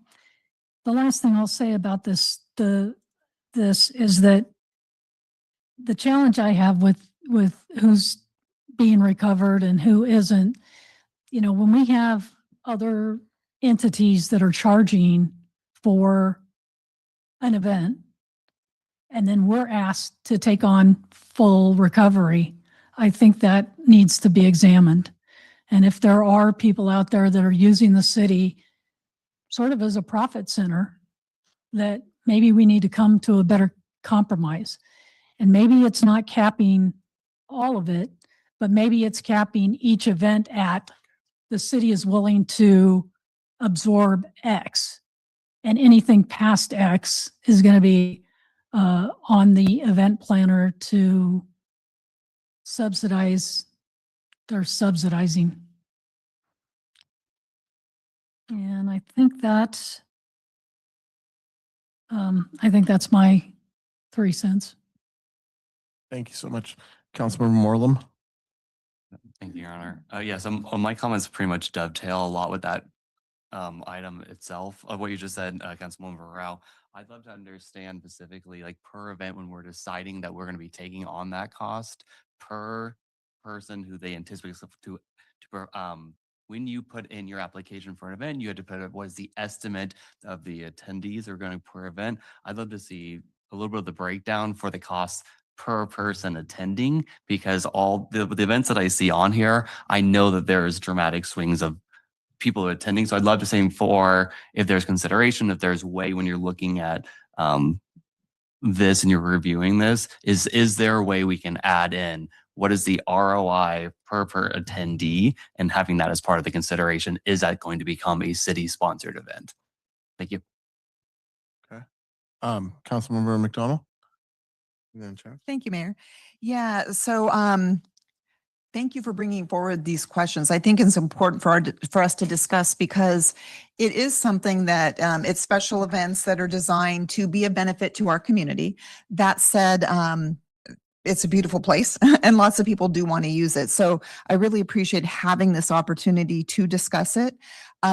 Regarding concentration, I also had an issue when we had the 3 events proposed for the same day at the same time in a pretty small perimeter, because I think anytime we're looking at special events, we have to look at traffic and parking.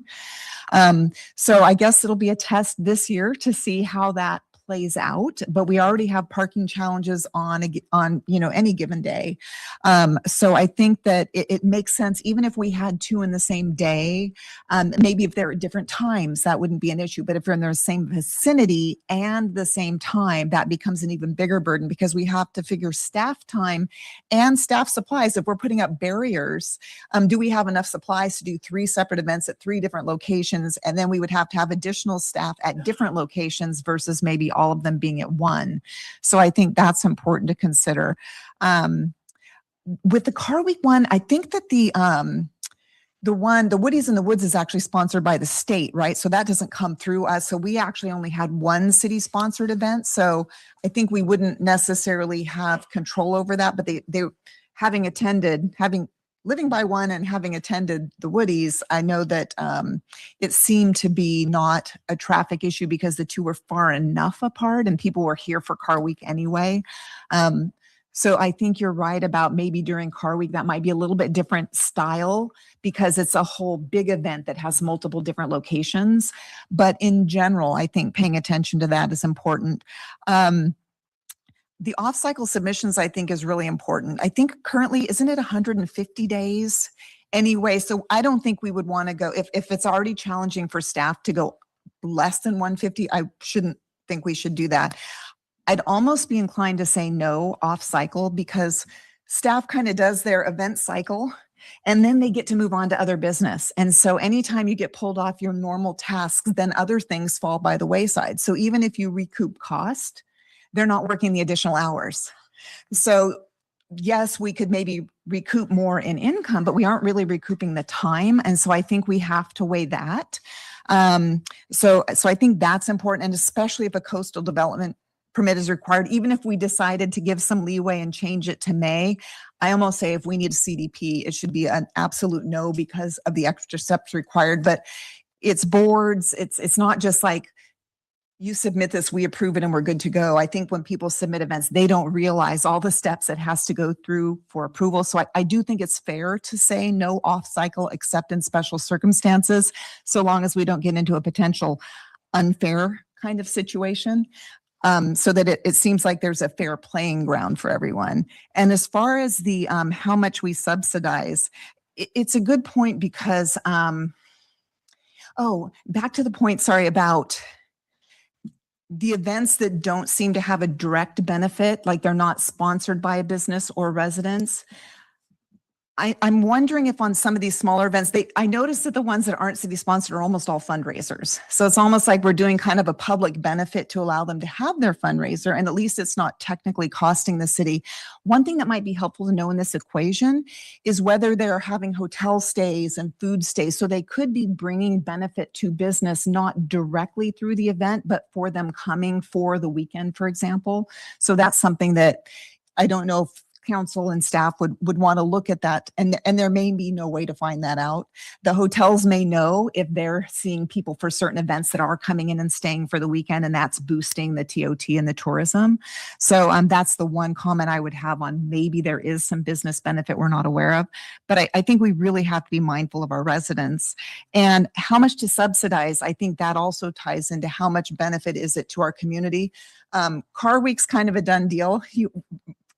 Most of the public sees it more of a nuisance than a benefit just because it's such a nightmare to go anywhere, but it's an institution. And so it's obviously something we're going to keep doing. It's 1 week a year, but I think we have to be really mindful of these things. And so I think the possibility of looking at, I don't know which cap is best, so it'd be helpful to get city guidance on what it would look like, and are there ones that are like charging a fee, whether it be a fee to vendors or a fee to people who attend, and if so, I understand some of those are fundraisers too, so kind of understanding, are they a fundraiser, and does it make sense to have them pay for some of the city services we're providing so the residents aren't having to be the ones that subsidize that. So thank you so much for bringing this forward for us to discuss.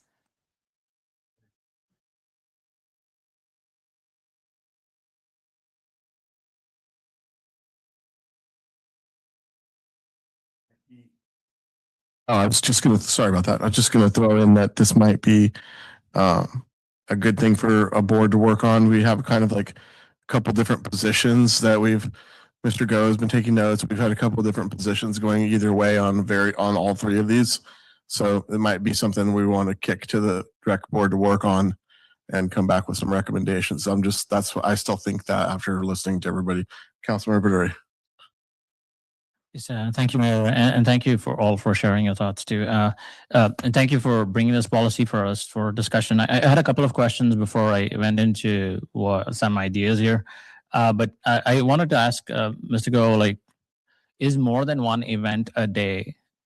Can staff handle it or not? Generally speaking, I mean, we've had plenty where there's been more than one event. Is that something that we can do or not?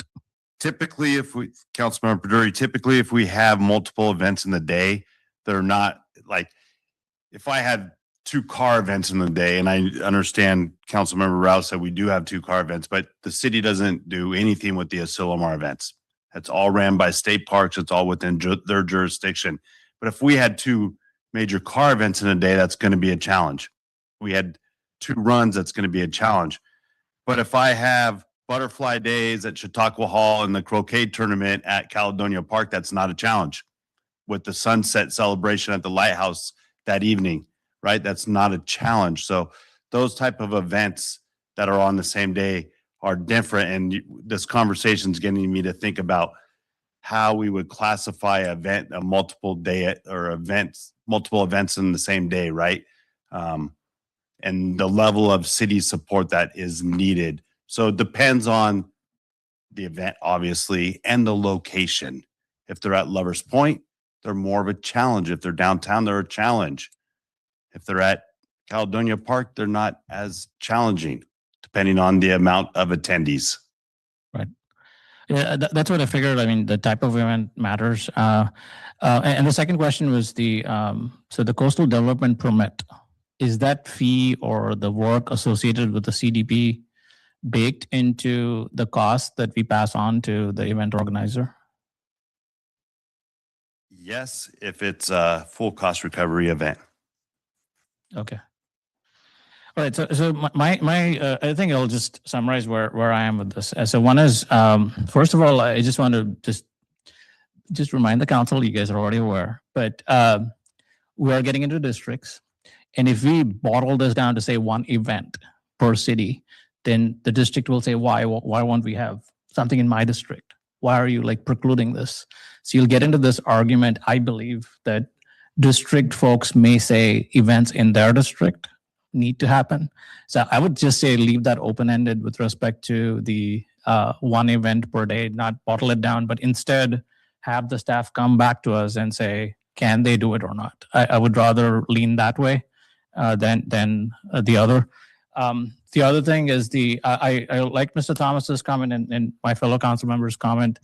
I view this as like primarily two, I would say, distinct halves of events. One is like, say, peak season, and the other is off-peak season. And so the peak season is like everybody wants to do things, but seems like off-peak season, nobody wants to do things. So why don't we have a structure where we say peak season, do what folks are suggesting, which is pay a premium whenever somebody wants to do events in the peak season. And during the off-peak season, I would like to see us like discount it because we want events during the off-peak season. So perhaps that will allow us to have events all year round rather than like concentrate them in certain times only. So, something to think of, I would say. And then the other thing is right now we have what is called a full cost recovery and a zero kind of like recovery kind of solution. I would say this is probably a prime time for us to say, what about a partial cost recovery? Why can't we have something in between and see if that fits the bill or not? So I would say these are all ideas. I mean, at the end of the day, there needs to be appetite to do this, but I think we are certainly missing out if we're not doing things in the off-peak, and we should capitalize on that at some point at least. And so my suggestion is really review things with respect to what we can do off-peak to see how we can flatten out things across the year, which will help us like gain more revenue, benefit tourism, et cetera, all the good stuff. Anyway, thank you. Thank you, Mayor Pro Tem Amelia. Thank you. This has already gone to the Recreation Board. Am I correct, Mr. Go?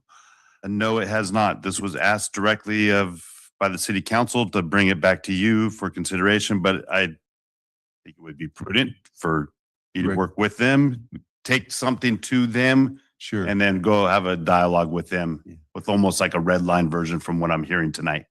I looked through all the events and, you know, which one do you suddenly get cost recovery? You know, do you want to, for example, let's just use one here, Butterfly Days. That's a big Pacific Grove Unified School District. Everybody's downtown for that. I'm just saying maybe I think this has already been done already. I would bring it back to the Recreation Board. They'll probably put together a subcommittee to look at all the events. And I was looking at peak seasons. What is a peak season? I mean, it goes through July 4th through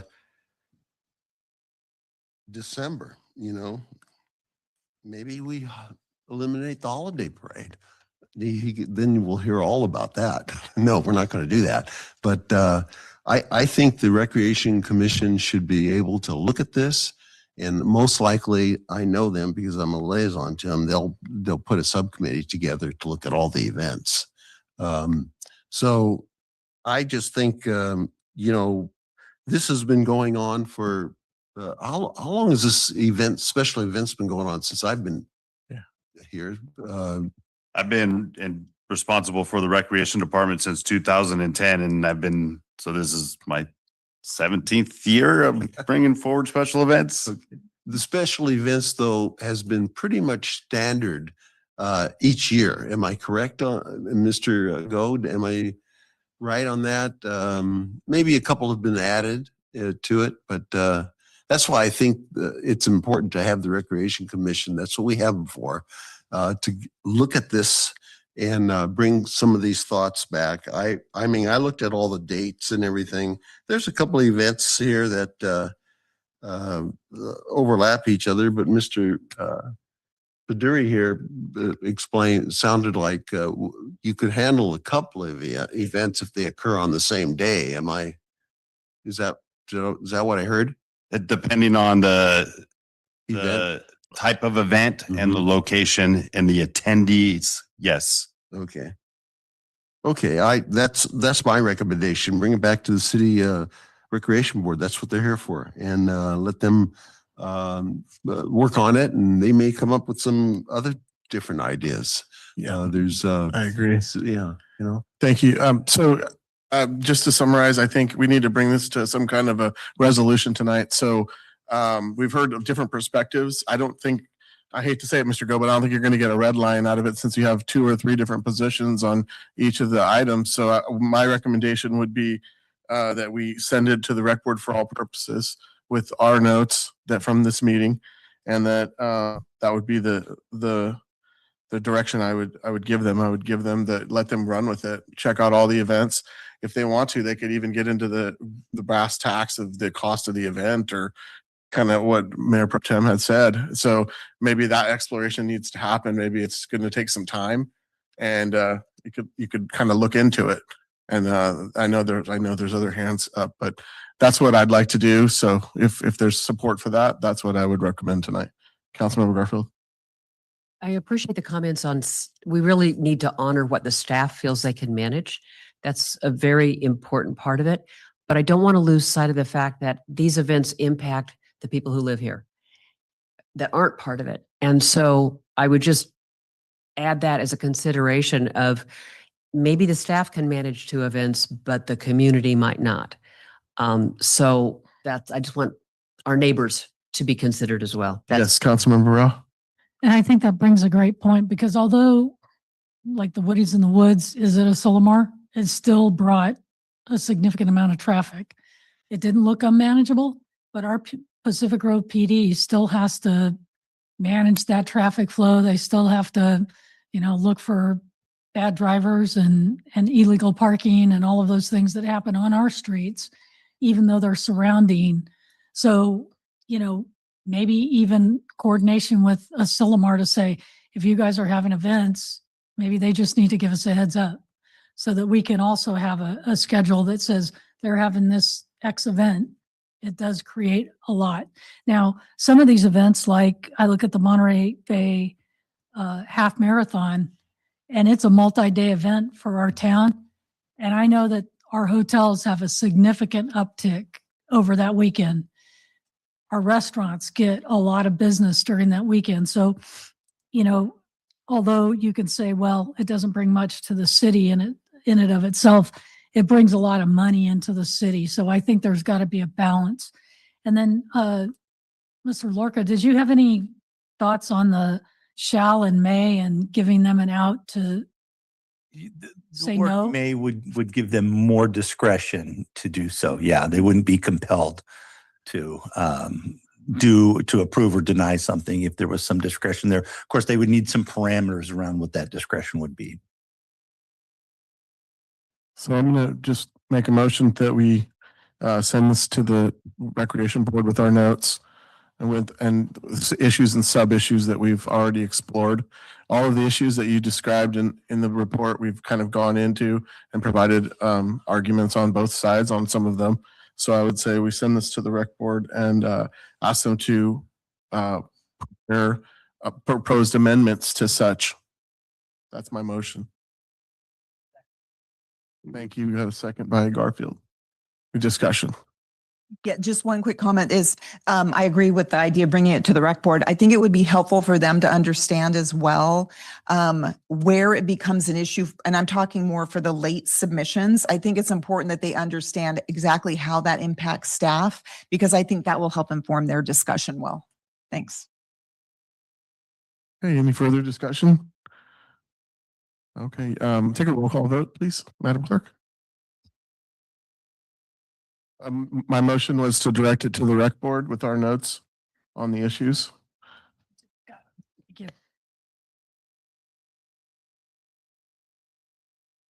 Field. Councilmember McDonald. Aye. Councilmember Pedori. Aye. Councilmember Rao. Aye. Councilmember Merlin. Aye. Mayor Pro Tem Miller. Aye. Mayor Smith. Aye. Motion carries 7-0.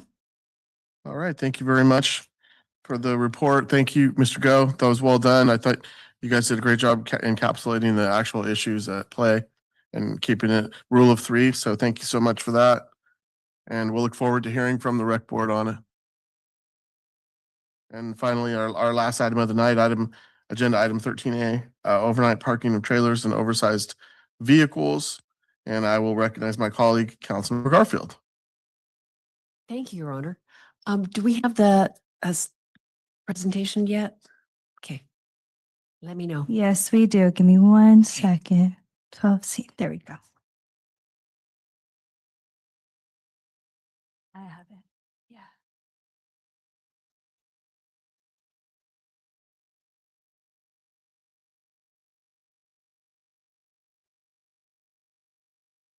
There we go. Thank you. So I've heard from many people and seen with my own eyes, and I know that I've talked to Councilmember Rao about it, and I've talked to Chief Day about it.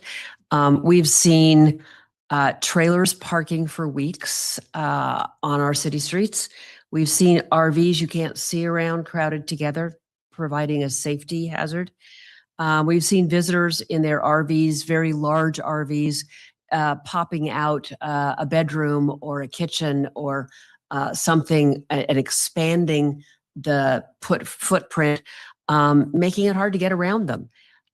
We also know that those folks in I refer to it as the $250,000 RV from Texas, is not staying at a hotel. They're not dining at our restaurants. They may be going to the grocery store. So they're getting a free vacation, and they're inconveniencing the people who live here and the other people who are visiting.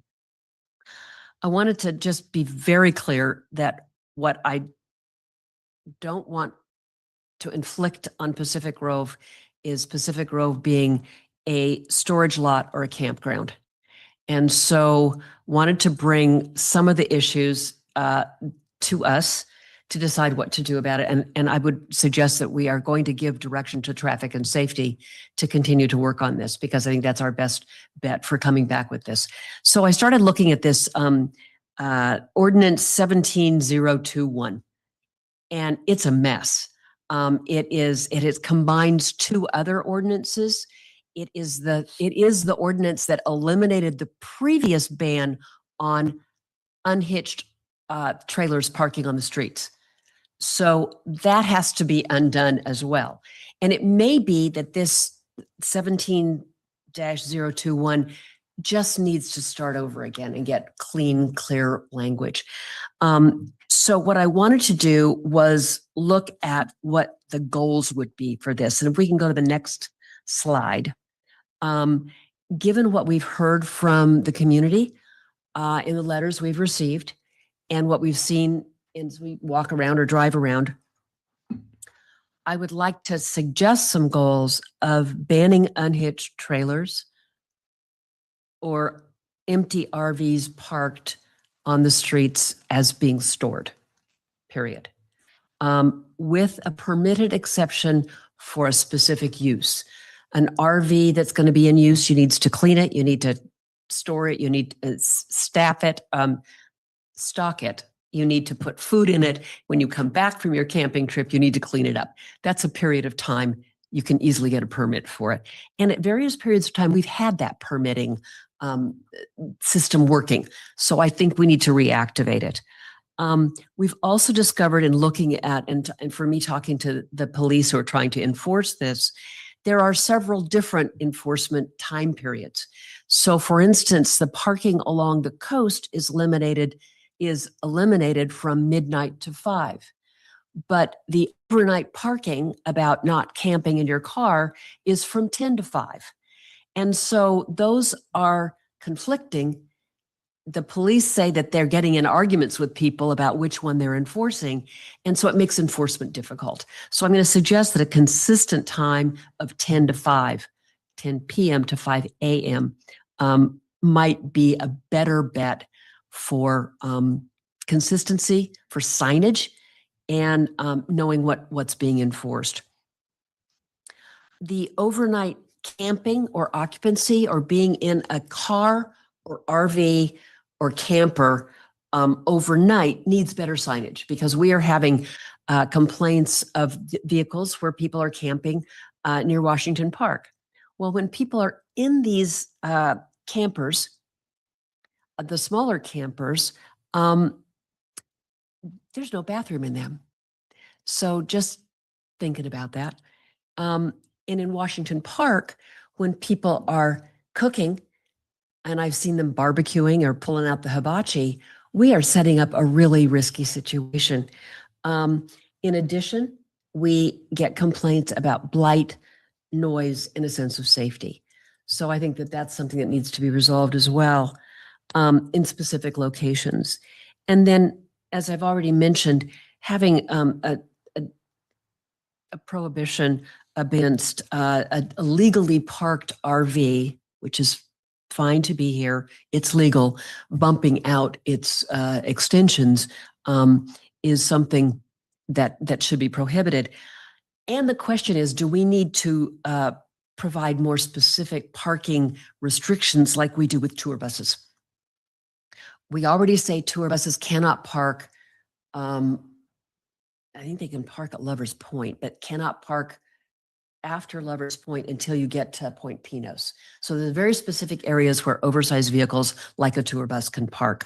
We might consider doing that as well with oversized vehicles. Then going on to the next one, some considerations include the size. If we can go to the next slide. So first of all, with folks that we have living in our community in their cars or their campers who have no place else to go. This is not a vacation for them. This is their living room. We need to make sure that our police who are enforcing them, these restrictions have options for folks. So it's not intended to rouse them or harass them. It is intended to have an opportunity to give people resources. The 211 call that United Way staffs is one. Parking programs, referral to different places in the community, and tapping into the outreach that's funded in Monterey County that we may not be taking advantage of. A question I have about coastal access. We've gotten letters about we shouldn't have RVs in our community, period, ever. I don't think we can do that. I think that coastal access requires people to be able to park a vehicle during the daytime near the access that they want. But we could find out if there are restrictions. Letters have been written saying that in Carmel they restrict it, or in Marina they restrict it. So I would ask the traffic and safety people to look at what alternatives exist in the other communities that are dealing with this. I have learned that the 22-foot length, which is mentioned in that ordinance, is the state definition of an oversized vehicle. Our current ordinance does not specifically state that hitches, towing, the barbecue they have lashed on the back of their van should be included in the 22 feet description. And it seems to me it should be. In terms of putting an enforcement process in place for a new ordinance, I would defer to the police. They can give us the best direction about whether they should give a warning first, whether that should be a first citation. Currently, the enforcement of the existing ordinance says that the first occurrence is $100, the second occurrence is $200, and the third occurrence is $500, followed by towing. I don't know if that's the right answer, but that's what we currently have in place. And so that's my review of this messy ordinance. No, that's fair. Okay, we're gonna take it out to the public. Anyone online wishing to comment on this item? We do not have any online public comment. All right, we'll go ahead and close public comment. Bring it back to the council for discussion and action. See the recommendations. First, number one is to direct staff to work with the Traffic Safety Commission and return with suggested ordinance changes. And I agree with that, the recommendation tonight.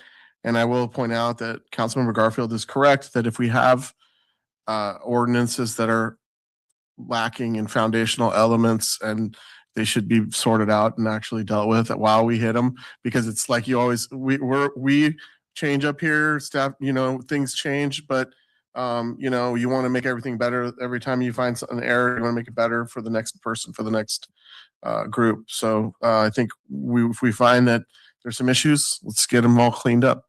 So I'd be in favor of all that. Councilmember Rao. Thank you. Thank you to Councilmember Garfield, who has brought this up on the agenda. And as she said, we've talked at length over the last few months about this and how do we get some consistency, because the ordinance is kind of a hot mess. On the travel blogs and people on the internet, Pacific Grove is a free place to stay. And they'll tell, you can look them up on, do a Google search, best places to park an RV in the Monterey Peninsula. And I think that's something we have to address, because it doesn't seem to be getting better. It seems to only be getting worse. And now we're having situations where it's overflowing into George Washington Park and other residential pieces. I do agree with Councilmember Garfield that this is not an opportunity for us to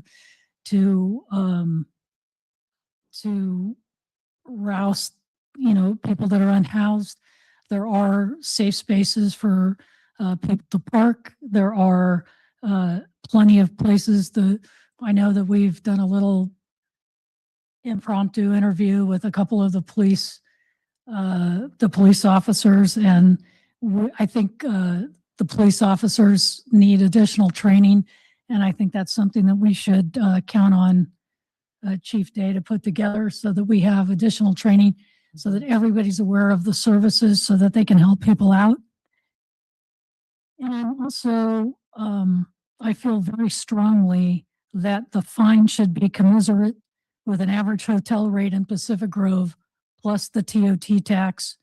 And if we say that it's $179 is the average hotel rate in PG, and we add the TOT tax on that, the very first fee should be $200 and going up from there.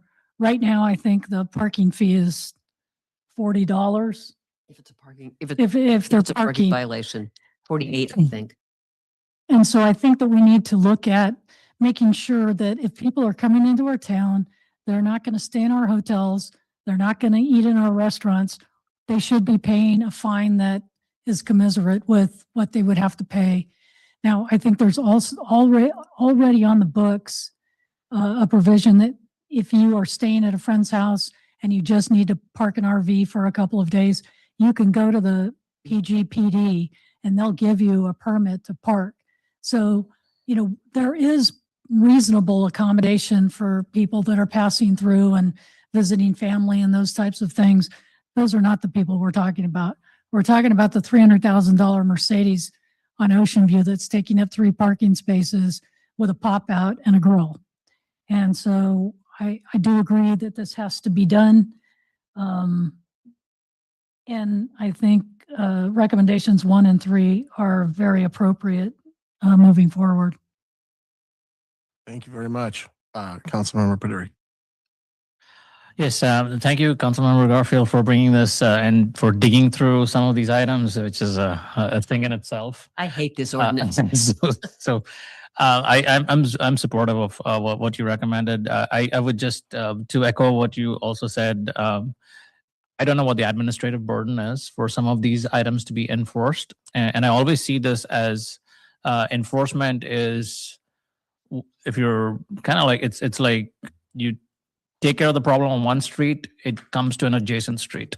So what are you doing there? So it's almost like we need to make this consistent throughout the city, which means that the signage that you mentioned, which needs to be consistent across the city, so that everybody's aware how this needs to work. But I'm supportive. I just want to see what kind of ideas or thoughts that the PD might have with respect to enforcement, which will allow us to better kind of like see how to kind of tweak this. But otherwise, thank you for bringing this forward. And 1 and 3 looks good to go. Thanks. Thank you very much. Councilman McDonald, then you want to go? Thank you, Mayor. Yeah, and I appreciate this as well. I have seen the bump outs and it is a problem because this isn't a campground. They will bump out at Point Pinos and they will actually block the coastal trail.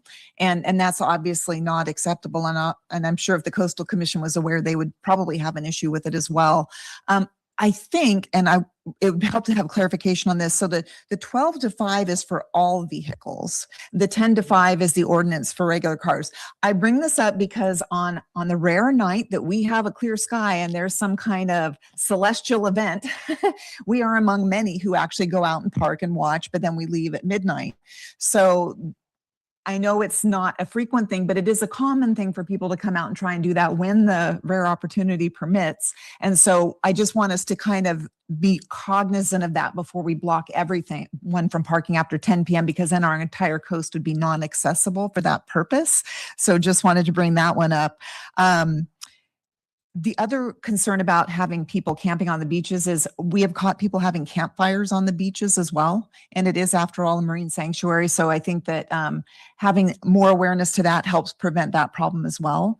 And I really appreciate that we're all looking at this from a not meant to penalize people who are unhoused. I appreciate the letters that came in as well saying that we don't want this to become something that leads to what could be a minor problem for somebody who has a $200,000 RV becomes a life-changing event for a $100 ticket for somebody who's unhoused and has no means to pay for that.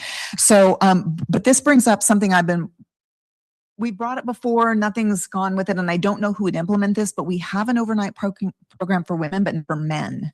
So I don't know if there's some way for us to further pursue that, because I think if we're going to be asking people to move around and vacate where they are with no place to go to refer them to, that becomes a challenge, because a lot of the shelters, you couldn't get there that same night and they're still there. So if we could guide them to some place where they could actually go for the evening, I think that'll be important, because the reality is, as the economy continues to impact a lot of people, we may have more and more people in their cars. And I just think we really have to honor the fact that this is, a lot of people's reality, and we want to be compassionate about that and provide options for them.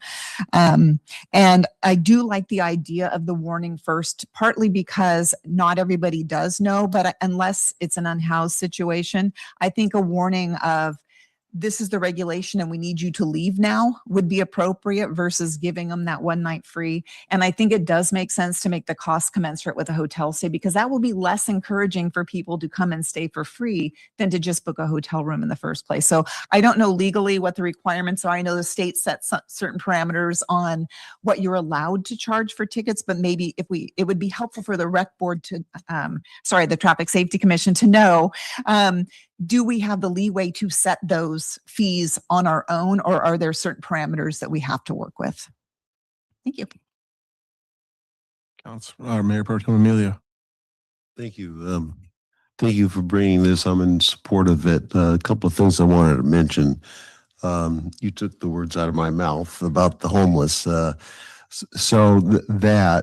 I also wanted to mention that I'm sure it's not just Del Monte Park or in the area I live in, but I've had some complaints where some people, they've got their 4-wheel drive truck, which is cool, and attached to it is a pretty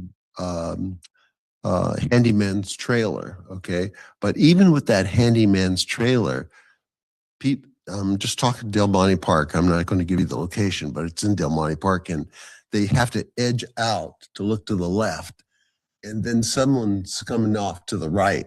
So I think something that needs to be included in the ordinance about detached utility trailers should not be in the way of traffic. And that could be something with the traffic commission can look at. But I also wanted to bring up that I understand the bump out and so forth, but these people just didn't spend $995 to buy a big trailer. You know, they bought quite a lot of money for some people. And I think it's important to be sensitive to that. And we don't want to get rid of all the people who have parked their RVs that are spending money in our restaurants if they leave or going to the beach house or wherever it's going to be. So all in all, I truly believe the traffic commission, and I do believe they're going to have a subcommittee, since I'm the latest on to that, to deal with this particular ordinance. So I'm in favor of it. So Okay, I'm going to go ahead and make a motion on recommendations 1 and 3. Thank you very much. Second by Rao. Any further discussion? Anybody? Councilmember Garfield. Should I take this to the traffic commission and do a little presentation with them? I've got the notes here and I don't know that anybody else took notes. So how do we transfer this to? You can.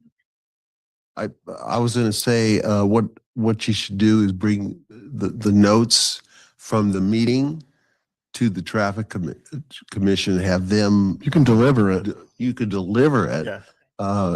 Let's see, the staff member is I think Commander Delfino. Yeah. So it would be good to work with myself or Commander Delfino. Okay, that's good because we also wanted the police input. Yeah. Okay, so the Commission would be good because she's the liaison. Yeah. yes. Yeah. Perfect. Okay, so any further discussion before we vote? All right, we'll take a roll call vote. Go ahead. Councilmember Garfield? Aye. Member McDonald? Aye. Councilmember Pedori? Aye. Mayor Pro Tem Amelia? Aye. Councilmember Pedori? Councilmember Merlin? Aye. Mayor Smith? Yes. Motion carries 7-0.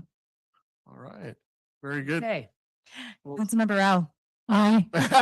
Carries 7-0. Like, Okay. I know I'm missing somebody. 6 + 1 = 7. Okay. All right. Well, that brings us to the end of the agenda. That completes all the items for the night. Thank you everyone for coming and sticking with us. We appreciate it. And we'll see you on the next one. And we welcome Mr. Rerig for the next meeting. Thank you very much. Meeting adjourned. Game.